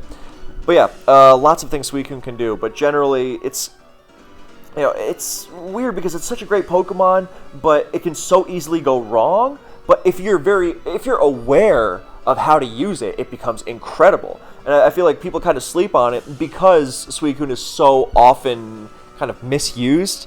And then they're like, oh, it's not even that good. And then they face it in an early position and they're like, oh, wait, this is terrifying. Or, yeah, obviously with HP Electric, it becomes one of the best Gyarados answers in the game. So, yeah, as long as... And it switches into... Gyara's that thing you want to switch it into because even if you take a waterfall, it's not nearly as damaging. Obviously before rocks and sand, but, you know... it's all about the teammates with Suicune, the situations you put it with. You can't just slap it on, but if you are aware of its weaknesses and how to play around them, then it's a thing of beauty. I think Rain Dance is also a good option on Suicune. Calm Mind, Hydro, Ice Beam, Rain Dance. Weather Clear for itself, for a teammate. Obviously, you know, I always love the potential of setting up Specs Kingdra, but, you know, just relieving the pressure of sand on yourself and, you know, maybe even like an Infernape. Obviously, Infernape doesn't, you know, function that well under rain, but you don't have to run. Rain is going to run out very quickly. You know, people say, "Oh, you can't." Yes, you can. So, yeah, I think that's something that should be explored more. Roar is always a great option. So, yeah, Suicune, play aggressively, get it out in front, and you will be rewarded. Now, next up, we have that Infernape, but I gotta go check on those eggs. So, BRB.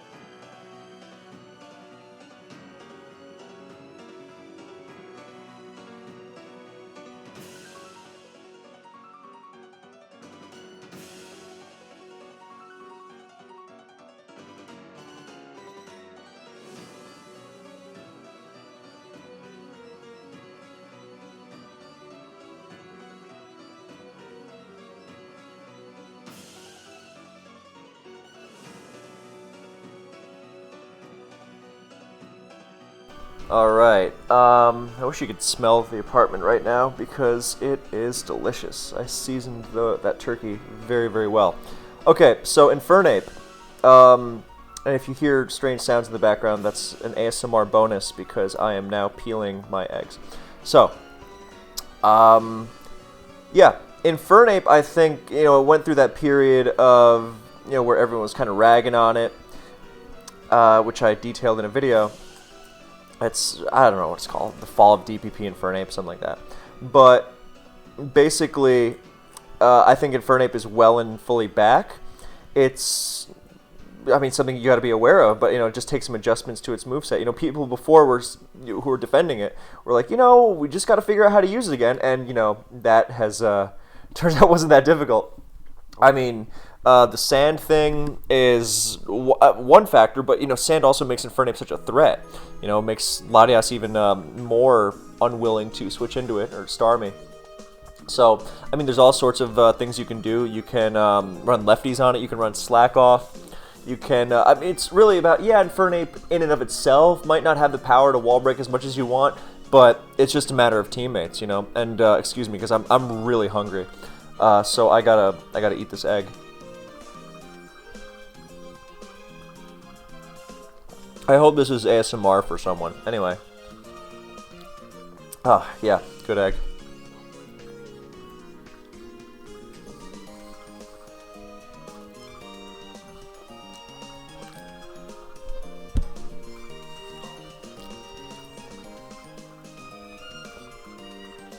Anyway, so, yeah, I think the classic Infernape sets are good. Choice Band is, quite ferocious now that the metagame isn't so Protect-dominated. But even if you do face Protect spam, it can still work. Infernape really has to work in relation to its teammates, not just as a standalone force. So, and even back in the day when Choice Band was a more reliable force, the Protect craze that slowed it down, that its strength wasn't destroying everything. It was U-turning and setting up its teammates. So Infernape is not really a one Pokemon stall-breaking army so much as a piece of the overall stall-breaking effort. I think that's a very important thing to keep in mind. Now, I think the Special Mix set has really made a comeback because of how instantly it threatens so much. Fire Blast, CC, Grass Knot, HP Ice. A lot of what you're going to be facing is going to naturally crumble to that. Look at your average offense team like Heatran, T-Tar, Jirachi, Breloom, and the things that switch into it don't switch into that comfortably. You can slot on HP Electric for the Gyarados that everyone's in love with. People think Gyara's borderline broken and have for a while. And talk about a way to lure it, Although you don't even need to do that. You just get rocks up, and then Gyara is refusing to switch in. And if it does switch in, it's much easier to deal with a Gyara that's just taking a bunch of damage coming in, Another reason why I like CB Gyara, incidentally, because you take some damage, it's oh, well, now I got a DD and I'm going to come up short. No, Choice Man is ripping immediate big hits no matter what health you're at.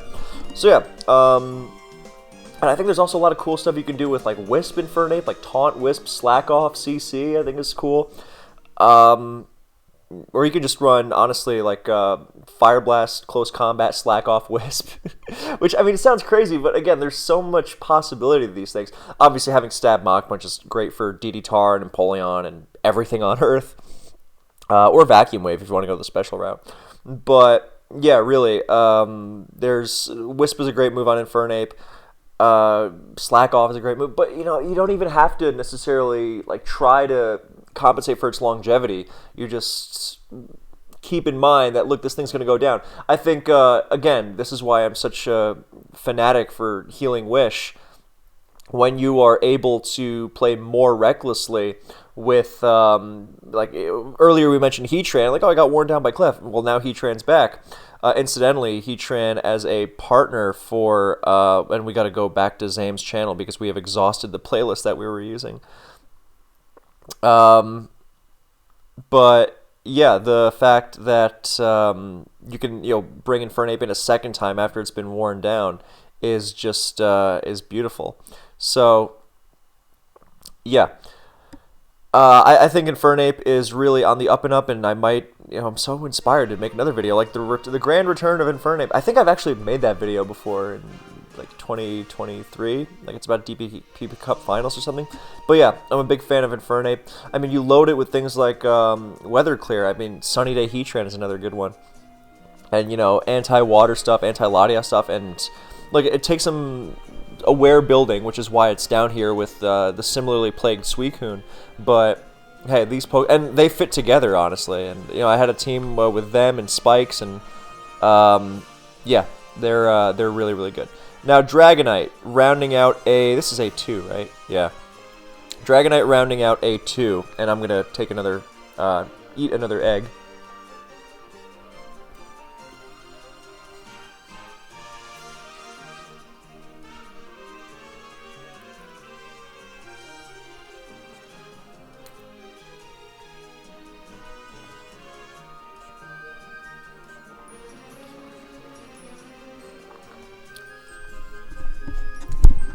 Okay, so, yeah, Dragonite is, as a D-Deer, it's always going to be a little inconsistent because, the Scarf factor, but it's also so powerful. Like, I think Choice Band is always great. DD is great if you're very precise with it, late game, obviously, but Mixed is just, the classic, the go-to. Talk about a great stall breaker now that, Spit F Hippo is now not as popular. But even if it is popular, then you could just slap Outrage on it. Or you can be cool and run Specs D-Knight with Surf. Now, talk about launching strong Dracos, because you're going to be stronger than Specs Latios. You're going to be stronger than Specs Kingdra, with a modest nature. I mean, it's not as easy a set to run because, you don't have E-Speed, you don't have Roost, but look, you're also not getting worn down by Life Orb. You have great instant power of Draco, Fire Blast. You can run Focus Blast if you're trying to hit Heatran and Clef. Surf obviously helps against Heatran too. But yeah, D-Knight has a lot of really cool things it could do. One set I really liked, like people have experimented with DD Roost, Dragon Claw, Super Power to smack Clef and Oko T-Tar. With Mag support is really nice. You can run Fire Punch or EQ in that slot, or Heal Bell. But obviously DD Heal Bell is a classic. But a set I really came to like was there's no DD. Dragon Claw, not Dance. Dragon Claw, Earthquake, Roost, Heal Bell. With a mix of offense and defense in the EVs. And you get to use it to check things like fires and fightings. And you have a good Heal Beller that, you don't take up a slot on the Dragon Dance that you're not going to be clicking a lot.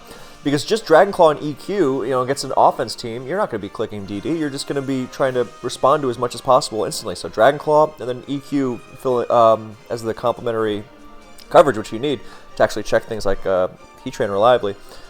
I guess you could also think about T-Wave there, but EQ's a safe bet. Otherwise you're going to struggle on something stupid like Sub Jirachi. But yeah, you can't be flinched out by Jirachi because of Inner Focus, protecting against Iron Head flinch. So you check Breloom, and the Heal Bell is really nice because, Heatran Lava Plume brewed me. I guess I healed it off. Paralysis being spread everywhere. Well, I just healed like 3 Pokemon at once.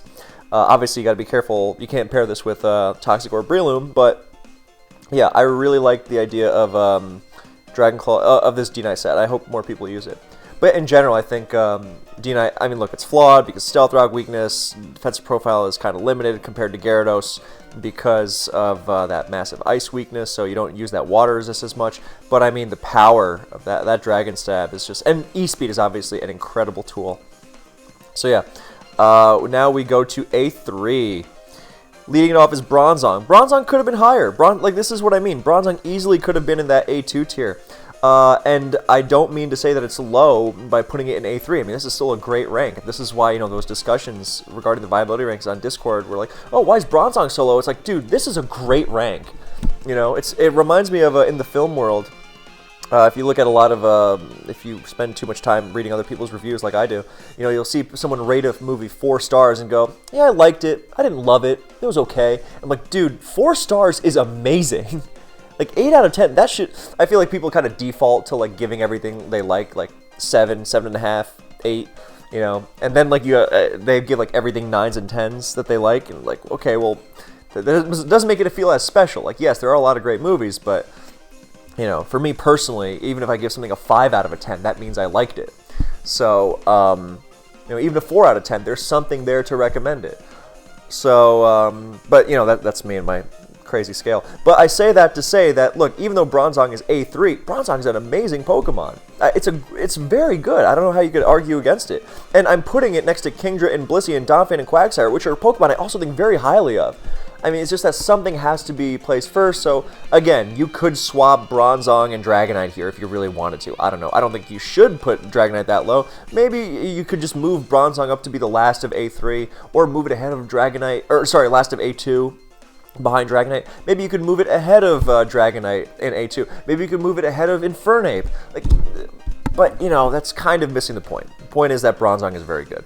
I'm going to take another bite of an egg and go glance at my my food to make sure I'm not burning it. I shouldn't be, but, you know, this video is going longer than I expected, so I'm trying to be very careful.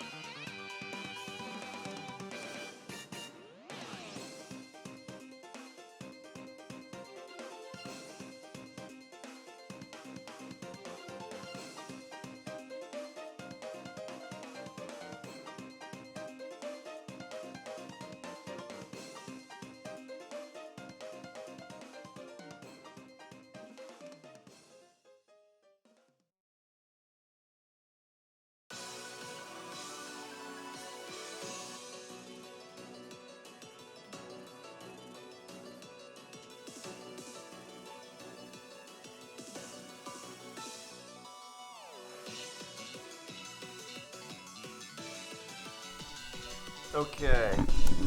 Yeah, so Zong is, again, it's simple in its standards, but effective in its standards, and it's got a lot of room for exploration.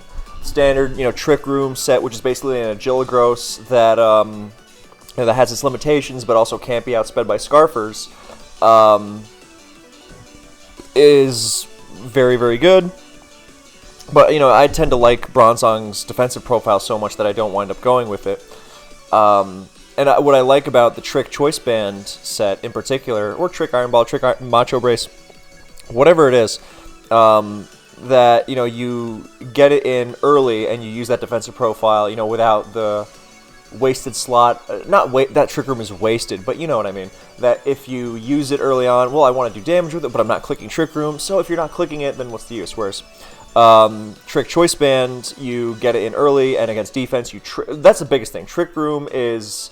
not that you can't make a team where the Zong can't pose a threat against defense, but it just feels so frustrating, you know, when that Earthquake bounces off Jirachi. So I like to be able to trick the Choice Band around, have an Earthquake that immediately threatens Jirachi, things like that. Have a strong Boom, ruin Rotom with Trick. If obviously there's Pursuit, T-Tar support in there a lot. Mag, obviously, you know, you throw on Pursuit, Tar, and Mag, and you're supporting so much stuff, which is, you know, why both Mags are so good. And T-Tar is already kind of essential, so. But yeah, I like when Zong is able to get in the thick of the action because that defensive profile is so good. I mean, Jirachi Metagross typing with Levitate is, you know, insane. Obviously, you can also run stuff like Heat-Proof Zong to fake Levitate early on. You basically get a free Akaberry that way. And you can run, you know, Lum on it, so you have Lum and Akka at the same time, or Custap plus Akka. You know, cool stuff like that. But that's more limited compared to the fact that you want to switch it into ground moves a lot of the time. So, yeah, obviously it's very good, though. So, yeah, that's the offensive Zongs are great. And you can just run Levitate, you know, offensive Zong, you know, with Lum or whatever. Lum, Custap, Akka, the Trinity. Lefties, even, if you want, of course. So, that's fine, but I just like Trick Choice Band so much because against offense, you have that immediately super powerful Gyro Ball, so you're checking so much. I mean, even Resist gets slammed so hard, and you can trick right off the bat and do something, you know. Somehow, you know, have it exploitable. So, you know, you trick a water type, and then you have something like Kingdra that switches into water moves no matter how boosted. For example, Bronzong and Kingdra are very good partners. Obviously, Bronzong is a staple on dedicated rain teams, but, you know, you can also do that thing where you don't have a dedicated rain team, you just have semi-rain, and few better semi-rain setters than Bronzong. So, lots of options. The defensive Bronzongs, you know, with Stealth Rock or Protect and Toxic, some mix of those are always great. I really like Heal Block. I have not been able to fit it on a team successfully yet, but I've been thinking about it so often because suddenly you take this Pokemon that's not very threatening to defensive teams, and, you know, there go your leftovers for a few turns. Talk about exploitable. You completely flip the tables on them. So that's something I think should be explored more. Heal Block Zong, in addition to all those other Zongs I already like. Yeah, Kingdra I won't spend any time on for the sake of my food, and because I just dedicated a video to Specs Kingdra in DPP, so you can go check that out. But yeah, I think Specs Kingdra is amazing, and the other sets I'm not very crazy about, but it doesn't matter because Specs is so good. Blissey I think is great. I'm a big fan of Blissey offense. It is not just like, oh, Clefable, because, you know, the way they take hits is night and day. And if you're running a more bulky... Not that Clef can't work on those teams. It's just not an automatic replacement. So I think Rock's Blissey is really, really cool. The way it you know, switches in, pops him up, threatens so much of everything. Yeah, I think there's stuff to be explored on it. You know, I thought about Rocks, Seismitoss, Soft Whale. The standard is T-Wave, obviously, because, you know, Paralysis is such a great support. But I also thought about Healing Wish. So... yeah, you can throw Wish on there if you like, you know, and support your team even more. There's so much you can do with it, but it's all about, you know, yes, Clefable can imitate the moveset, but it can't necessarily imitate the bulk. So, yeah, that's why I like Bliss so much. I mean, like, let's look at something like offensive Suicune, right? Clefable starts to feel the pressure against offensive Suicune immediately after a boost. You know, yes, with, you know, Hazard, Sand, and it'll usually beat Suicune, and especially with T-Wave at Hydro Accuracy, it'll get messy. But Blissey doesn't care at all. Blissey Stealth Rocks in front of offensive Suicune with a boost. Blissey Stealth Rocks in front of offensive Suicune with 2 boosts. So, yeah, from less than full health. It's ridiculous stuff. So, and I mean, Rain Team and, yikes. So yeah. Big fan of Blissey. Donphan, again, I gotta make a video on this guy. He's a rising star, but you know that the physical presence is so good. The naturally strong EQ, you know, the spin. Yeah, you need some support against Ghost, but it's not so bad. Ice Shard priority, deceptively useful. You think, oh, it's non-stab. How strong? It doesn't matter. It's like Sucker Punch Gengar. Every bit of priority is useful, and obviously the super effective targets are very important. But you know, even just Ice Sharding a low health Gyarados is huge. You have some cool... Look, you can run Seed Bomb to lure in Swampert or Quagsire. You can throw Head Smash in there, although I think that's kind of a waste. Look, Protect is super good on it. It's a great Stealth Rocker. Look, it's a Stealth Rocker that switches into T-Tar and Jirachi. That's amazing. Head Smash does mess with Gyarados. I guess that is worthwhile. But yeah, and of course it has Knockoff. Like EQ, Spin, Knockoff, Protect. I love that set.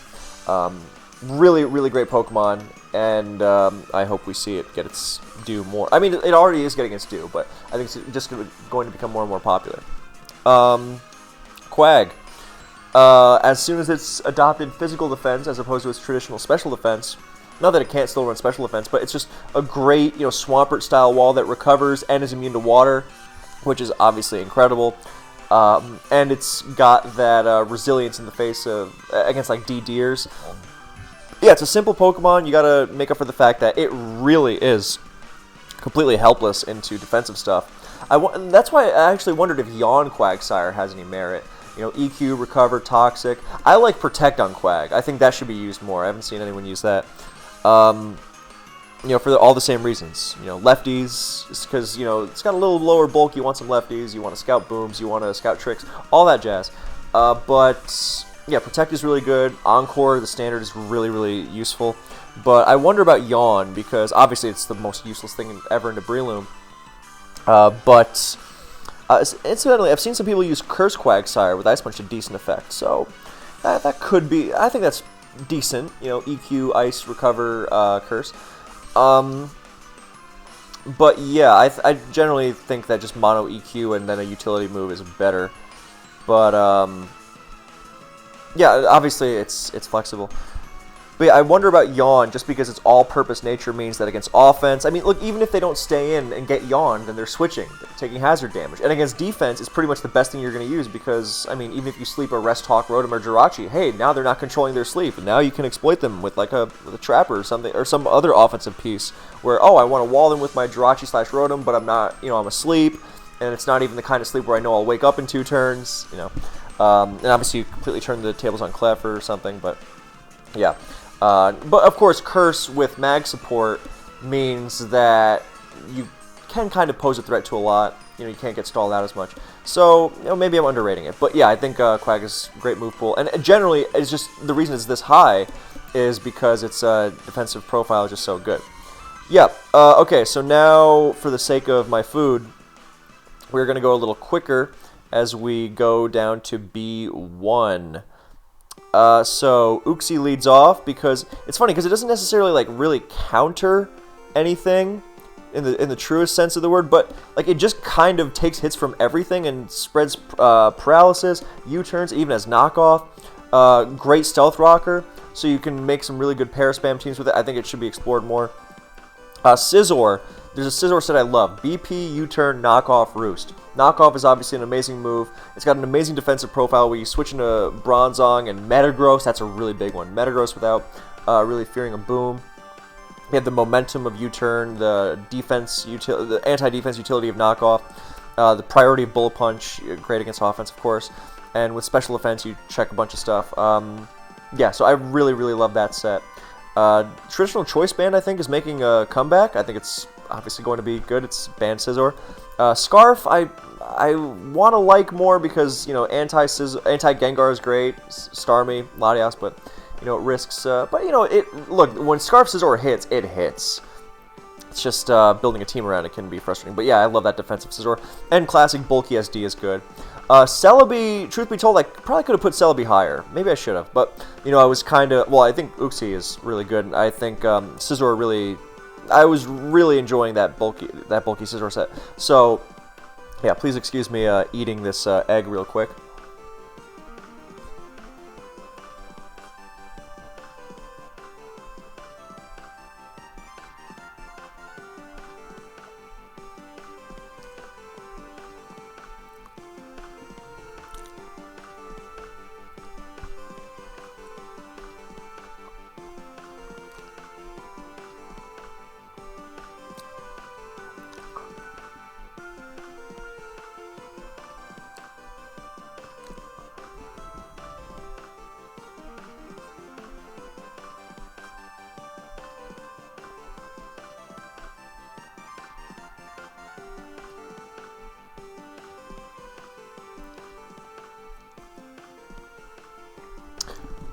Okay. Yeah, Celebi also really, really making a comeback. So definitely could be higher, but being able to answer Gyarados and Breloom as solidly as it does, because it doesn't just answer them solidly, it's also not as afraid of T-Tar as a lot of other checks to them are. Breloom and Gyarados famously have pursuit vulnerable checks. Not that Celebi's immune to it by any stretch of the imagination, but with physical defense and stab super effective Grass Knot into T-Tar, it's not easy to trap. So the classic physically defensive set is great. It's a great stealth rocker, because, any stealth rock Celebi I really like, because back in the day it was, it owns defensive Starmie and Fortress. Now, Fortress is not really a factor these days, but it's been replaced by Donphan, and, stealth rock Celebi completely destroys Donphan, so... Yeah, so you can go that way with the physically defensive set. You can spread T-Wave with it, obviously. It's got U-Turn, it's got Healing Wish, so much utility. I'm sure there's ways to use Trick Scarf Celebi effectively. And Nasty Plot also has its interests. 3 attacks or 2 attacks recover or, what have you. The coverage is always going to be a pain. But regardless of you have to be very, very aware. You're going to want some trap support as well, I'm sure. But regardless of where you go with the coverage, being able to suddenly go from, kind of unassuming power-wise to, like, this thing is going to drop me. It's really nice because of Natural Cure, so you can Nasty Plot, Earth Power. Jirachi lived, it Body Slammed me. But, I Natural Cure, and, now I'm going to come back and destroy everything. Or another common situation, oh, Latios T-Wave me? Well, you know, I'll take that because I'm T-Waving the Latios if I didn't pursue it already. So, the Natural Cure is really helpful. It's got those Latios-esque resistances too, you know, water, fighting, ground. So, and obviously it's got a great stab move. So Nasty Plot Leaf Storm also hits really hard. I mean, you drop T-Tar. Clef can't stand up to you easily. Another thing, Blissey completely dominates, incidentally. But yeah, you don't even have to commit to Nasty Plot to go offensive Celebi. I think Stealth Rock, offensive. You know, I used to like Stealth Rock, Leaf Storm, HP Fire, Recover. Still think that's a good set. But you can throw U-Turn on there over Recover probably. You can Lefties is the standard, but you can throw an Akaberry, Earth Power, lure in Heatran, a la that old Jirachi set. You can run, you know, you can throw T-Wave on it. Again, Healing Wish, like I mentioned. Yeah, lots of possibilities. Lucario feels low, but like it's still a good Pokemon. So again, like a lot of these placements could vary, and I'm sure, you know, the other viability ranking submitters will have you know, very differing opinions of these, because I don't know, maybe they had more of a concrete system for how they rank these things. But yeah, Luke is a great Pokemon, obviously. SD is a killer late game. It's just, you know, the Jirachi, the faster Fire Punch Jirachi is both competition for its slot and a great check to it. But you can turn that on its head. You know, you can run Aka, you can just keep it healthy. You can run Shuka Berry is also really good. I think Shuka Luke is potentially devastating. You know, with Ice Punch, you turn the tables on Gliscor, and you're then really threatening. Yeah, I mean, even being able to take something like a Metagross EQ is going to be game-breaking potentially. It can be a potentially great Gyarados lure. But yeah, Luke's best set, in my opinion, is Choice Scarf. It's a great cleaner because Stab CC is great. It's amazing longevity. You check the D-Deers. You can't run Copycat to punish phasing moves anymore, but you know, who cares? It's just a good revenge killer. People used to use Scarf Luke without, you know, trying to Copycat opposing Whirlwinds. So great cleaner on spike stuff, but doesn't need the spikes. Yeah, it's simple. Some people like specs now because, you know, not having CC drops makes it tougher for things like Jirachi and Scarf Magneton to revenge kill you. And, you know, I can kind of get behind it. What's really nice is that, well, CC, physical sets, the Swords Dance sets, they have E-Speed, you know, and like Dragonite, that's always going to be useful for picking off Garas and whatnot. But with Choice Specs, you have priority, because it doesn't have Nasty Plot in this gen, only Calm Mind. But I wouldn't even bother with Calm Mind, honestly. I just like Specs because there you have Stab Vacuum Wave. And Lucario's special attack is actually higher than its attack, which was not known to a lot of players during Gen 4, because like, wait, why is this thing's running SD all the time? What do you mean its special attack is higher? Well, CC hits harder, but these other advantages of, you know, not getting the defense drop mainly, and of course the power of priority of Stab Vacuum Wave, and the coverage is really, really, it's a potentially good cleaning tool late game. Because on the physical side, it does have another stab priority in Bullet Punch, which is fine, but, you know, it doesn't have the type coverage of Vacuum Wave. So yeah, Luke, honestly, it feels kind of perpetually underrated. I think it might have like an Infernape style renaissance. So yeah, Roserade, I think, is still good. People kind of look at it and say, oh, it's useless in the Clef and such. I don't think it has to be, but, you know, it's down this low because obviously you have to really take into account just how potentially stonewalled it is. Not just itself, but, you know, its hazards are. But, you know, the tools are all there. And if you are aware of its weaknesses, you then say, yeah, but look at its strengths. Because it's like, yes, it can potentially be this and that, but look what it enables. You know, that defensive profile is great. And for offensive sets, you know, Sleep is always going to be strong, you know, until it gets banned. Scarf Raid, I always really like because that powerful Leaf Storm, what a weapon into offense.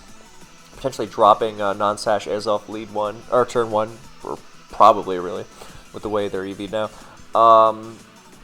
You know, I think it's just a good Pokemon in general, but it's obviously very limited. But yeah, double spikes I also really like.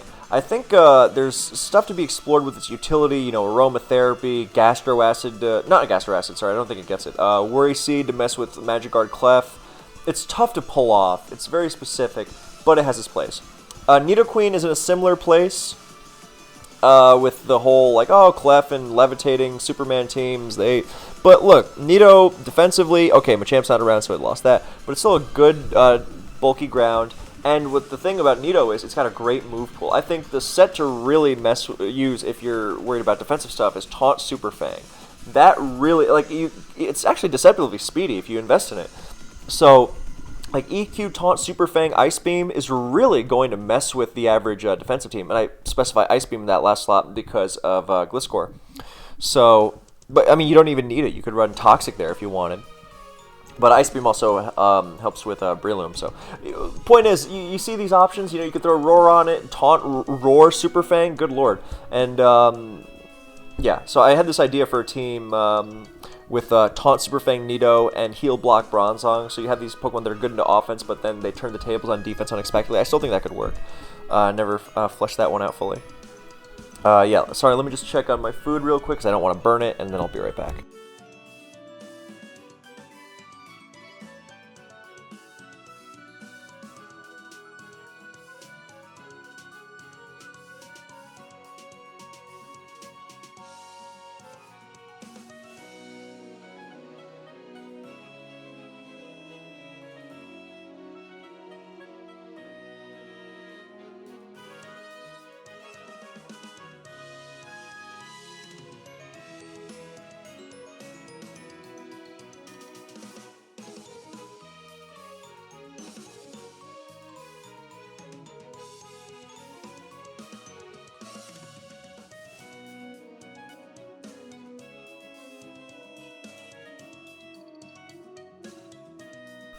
Alright, Milo.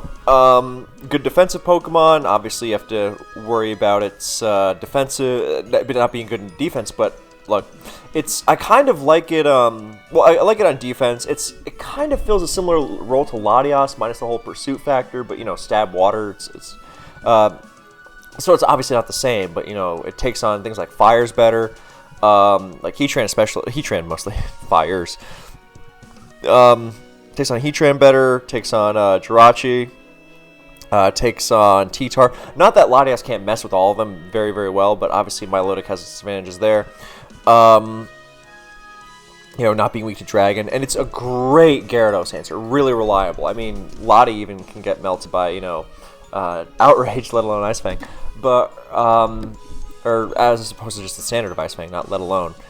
Got to be precise in the language there, but yeah, Milotic just shuts it down so hard, you know, even harder than Celebi, and it's just such a pain for offense. It's one of those Pokemon that you can just potentially plant in front of offense, and they just really struggle. It's nice because it's a water that Breloom really struggles with that naturally powerful Ice Beam and the good speed stat.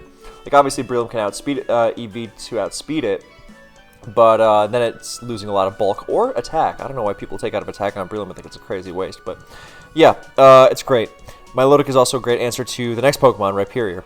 But before we get into Rhyperior, I want to mention offensive Milotic, which I think is, I kind of prefer to offensive Suicune. If you're not going to call Mind early with Suicune, then I would prefer offensive Milotic. And this is a really important niche, I think, because you can switch into Scarf, Heatran, Fire Blast all day and recover it off easily. Offensive Suicune, don't bother. That's playing right into Heatran's hands. And Milo is naturally, it is naturally stronger than Suicune. And but it's just got that, with Recover, you can actually use it, heal things off, and, you know, attack immediately. And it's got a good speed set, got Gyarados speed. So yeah, I prefer offensive Milo to offensive Suicune in the event that you are not explicitly using Suicune early on. So I think that gives Milotic a place on a lot of offensive teams, especially with spikes. I think it's very, very, very good with spikes. You know, spamming water and not letting things like Latias in easily. It's beautiful. So, yeah, Recover, 3 attacks. You know, Hydro or Surf, Ice Beam, HP Electric. It's really, really good. Deceptively difficult for something like Jirachi to sit on too, because, you know, Paralysis activates Marvel Scale. You recover, and you know, if you have Clef dealt with, which you should, then Bob's your uncle. So, speaking of Heavens to Betsy power, I just wanted to combine Bob's your uncle and Heavens to Betsy. Rhyperior is great on sand. It's a great paralysis abuser. Really tough cookie to crack with that special defense stat, and Solid Rock for something like Earth Power Heatran.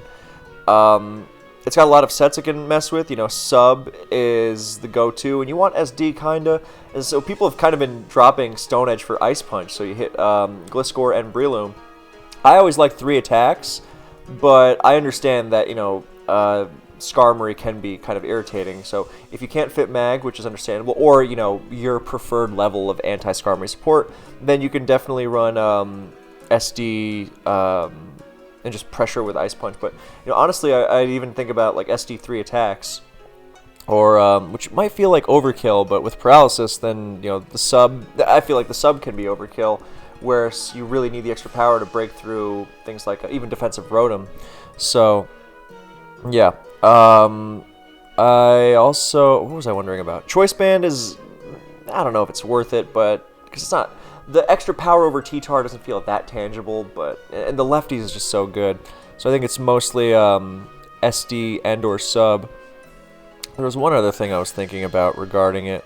Oh, Protect, but yeah, I don't know if you could fit that. I think it'd be SD Protect. Well, actually, I wonder if Sub Protect right here. No, actually, no, I take it back. Sub Protect right here is probably really nasty against some teams if you can figure out the coverage. Yeah, not having Stone Edge feels like it's going to really let you down into Gara, but I mean, may as well go for SD Rock Slide at that point. But if you're going with the process route, now that I think about it. But yeah, regardless of the specifics, Rhyperior is obviously a specific Pokemon itself, but very much worth the effort. So, Raikou, lead Raikou, potentially good, potentially thuds into defense. You know, I mean, non-Hippo defense potentially, or mostly, is you can deal with. But Hippo stuff is just the worst thing you can face. But it's okay. Again, I like it in that kind of lead Skarmory / lead Suicune kind of way, where you can quote-unquote lead it if you just want to, you know, have it aggressively early game, but you just don't have it in the lead slot, you know. So, and I think it should be paired more with Rocks and Spike Skarmory. I had a couple teams that could do that, and either of them can lead in that situation. Oh, I'm facing a Hippo? Well, I'm getting multiple layers with my Skarmory. Oh, I got my layers up with Skarmory early, and now I'm switching to my Raikou to abuse them. So now it's, you know, it's tough enough to switch around Raikou without any hazards at all, you know, for a lot of teams. With even just Stealth Rock, it becomes nightmarish, so yeah.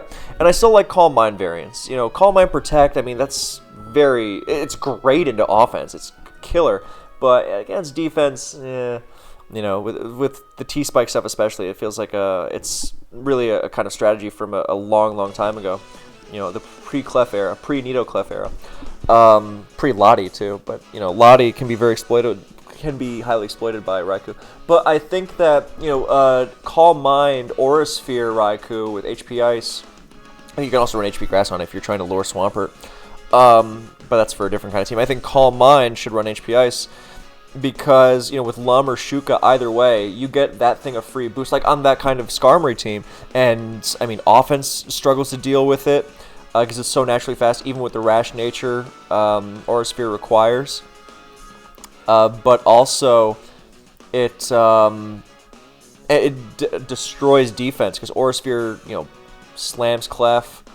And everything else is taking a lot of damage too. Obviously, the choice between Lum and Shuka can be a tough one, but you know, if you got Healing Wish in the picture, or you just want to leave a lot of damage strewn in your wake, then you're good to go. So you also don't need Aura Sphere. I mean, it's great for Clef and T-Tar, but if you have other plans, then you can go Timid and then throw in like Shadow Ball or something. So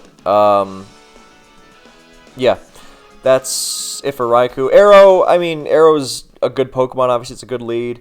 It's just, you know, basically Azelf but faster, so it's down here. It could be higher, but it's, you know, it's kind of like we know what Arrow does. We know that it's good, so I just kind of put it this low because, you know, I think most of the time you're going to want Azelf.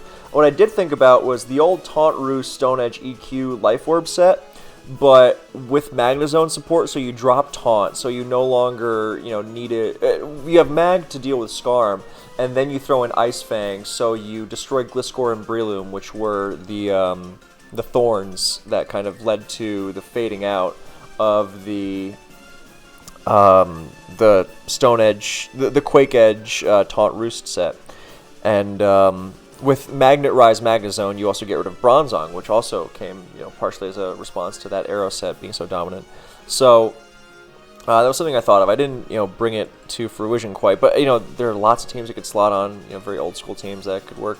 Funnily enough, I wonder, if you would struggle to deal with Clefable of all things, because you struggle to really damage it outside of Stone Edge. So maybe the move isn't, Ice Fang, Stone Edge, EQ, Roost, because there's less demand for it to be switching into things like Heatran nowadays. I mean, you could still do that, obviously, but maybe it's Stone Edge, Ice Fang, EQ, Taunt with lefties as the move. I don't know. Worth exploring anyway. So, yeah, that's Arrow. And for our last couple Pokemon, I guess we're not even in our last couple Pokemon, good lord. I'm just going to make sure the food's not burning, or I turned the heat way down before, so it should be fine, but I'm probably just going to turn it almost all the way down now.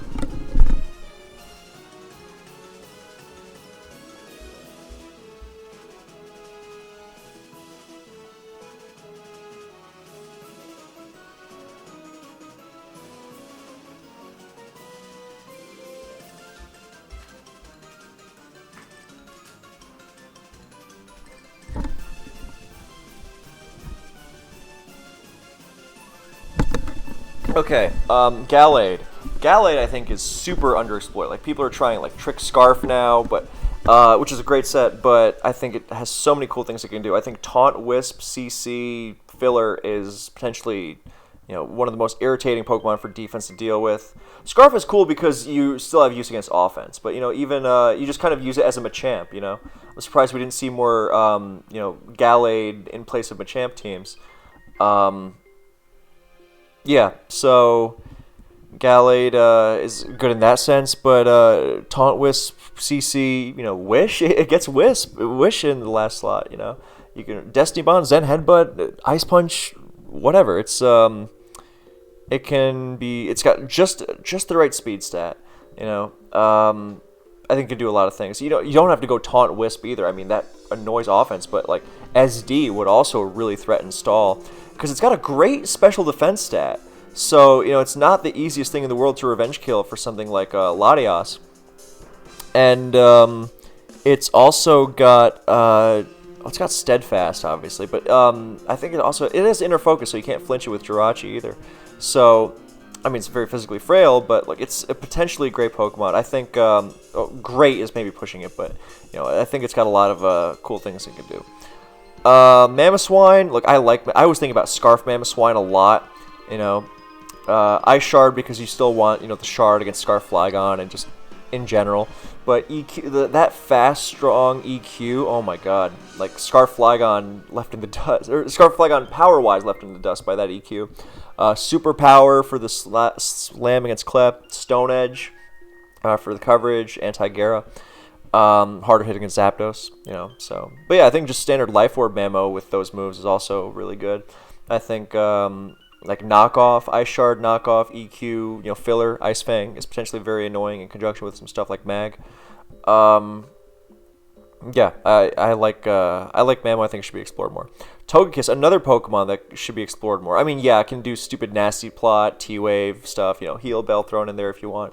But, or, Sub, Roost, junk. But I think the non-cheese, non-pure, like, let me just try and air slash my way through everything stuff is really good. Scarf, because, you don't try and just flinch your way through everything with air slash. You have the weapon of Trick. And just as an attacker, Togekiss is very underrated. You can run, I think Panamaxis used to run something like Air Slash, Fire Blast, Aura Sphere. I mean, those three moves alone are so good. And then the last slot, you could throw in Extreme Speed. It's got priority. And, Ominous Wind if you want to go for the cheesy boost and also have coverage for Rotom.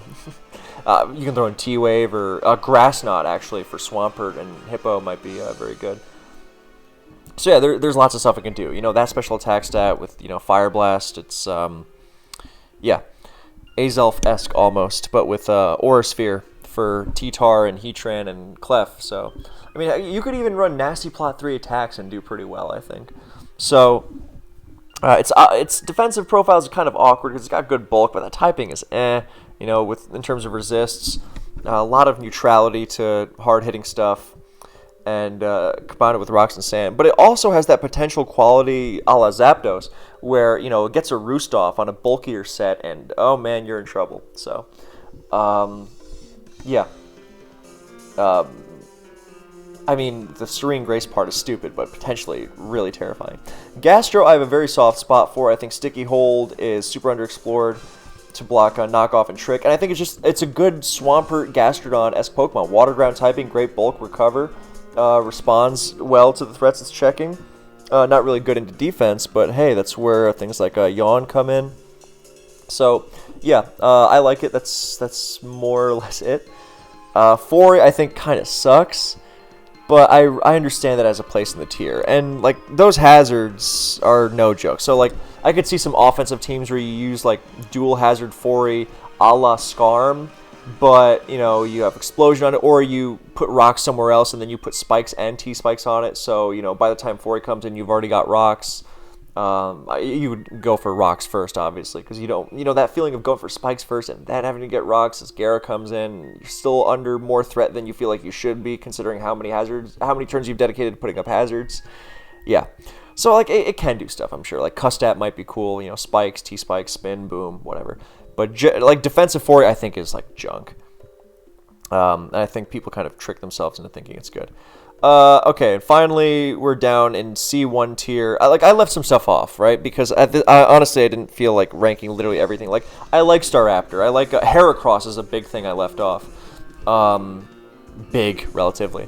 But yeah, just for C1, I just wanted to mention, like, some things I like. I like Abomasnow because it could potentially pair with Jirachi Ironhead to make things really uncomfortable for the opponent, where even like your grounds and your steals can't reliably heal against its Iron Head. So that makes it potentially terrifying. I tried to work out an Abomasnow team a couple times. That didn't fall into the pattern of being too defensive, because you have a lot of ground to cover. But I also like the pairing of Abomasnow and Breloom, the old French-style offense that introduced Abomasnow to the world outside of Hail teams back in 2010 at the hands of a player named Haldar. And you think, oh, two grass types? But no, they really function very well together. And what's really nice is that when you have Breloom in Hail, then it heals the same, right?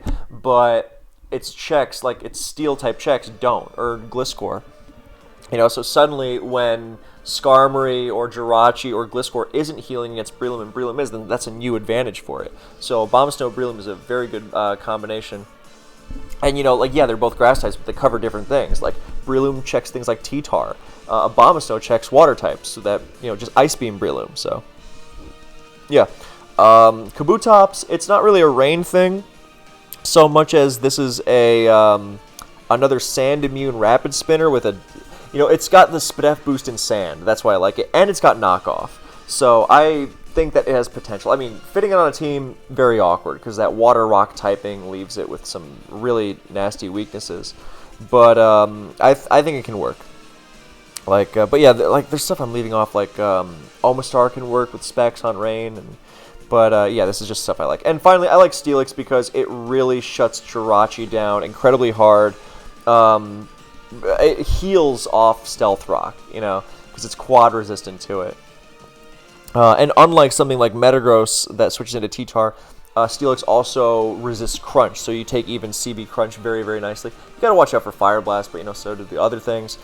You know, Stab EQ and Gyro Ball, it's a pretty good combination of things to be thrown out there. Super, super bulky physically, obviously, so you're taking things like CB D-Knight Outrage very easily. You're checking the D-Deers, I mean, even like a +1 Gyarados Waterfall, you just kind of laugh at.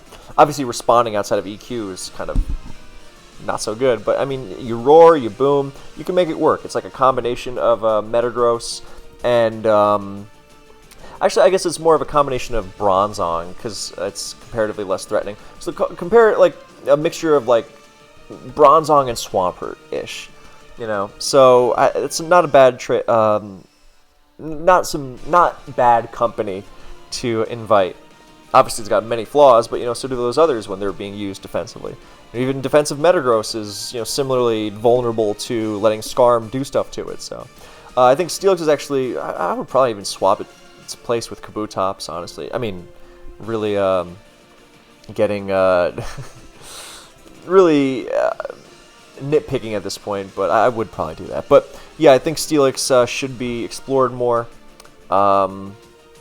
Yeah, if Zapdos doesn't have Heat Wave, then you're checking Zapdos nicely. You don't really threaten it in return, but you know that's what Roar's for, or Toxic, or whatever. You can experiment with it. And a lot of Zapdos these days, I mean, look, 3 attacks, Zapdos is always going to be amazing, but a lot of them, they feel like Heat Wave is almost superfluous. Now, you got to be careful with that. You know, if your Zapdos doesn't have Heat Wave, you better not lose the last Pokemon Scizor, or you'll feel like, you know, a waste. But I think, you know, there's good reason why a lot of them drop Heat Wave. And Steelix can take advantage of that, so anything that helps with Zapdos is good. You know, Steelix is going, okay, I'm going to stop there because I'm about to overdo it. But yeah, so that's basically everything from me. I'm sorry for leaving off things like Hera, but for some reason, I just didn't feel like putting it and other stuff on. But I'm mentioning it here, so if you're just listening to this, as you probably are, then it makes no difference to you either way. So yeah, Heracross, switching to Breloom, Choice Band, Sleep Talk, Guts, Stabs, Facade, very strong, very hard to switch into, devastating for defense, etc. Yeah, limited, but hey, I think Galady is a better fighting type overall, but, you know. So, yeah, thank you so much for watching, or listening, rather. I hope this was informative / enjoyable for you, and I'm going to eat my dinner and watch Todd Fields in the bedroom. See you in the next one.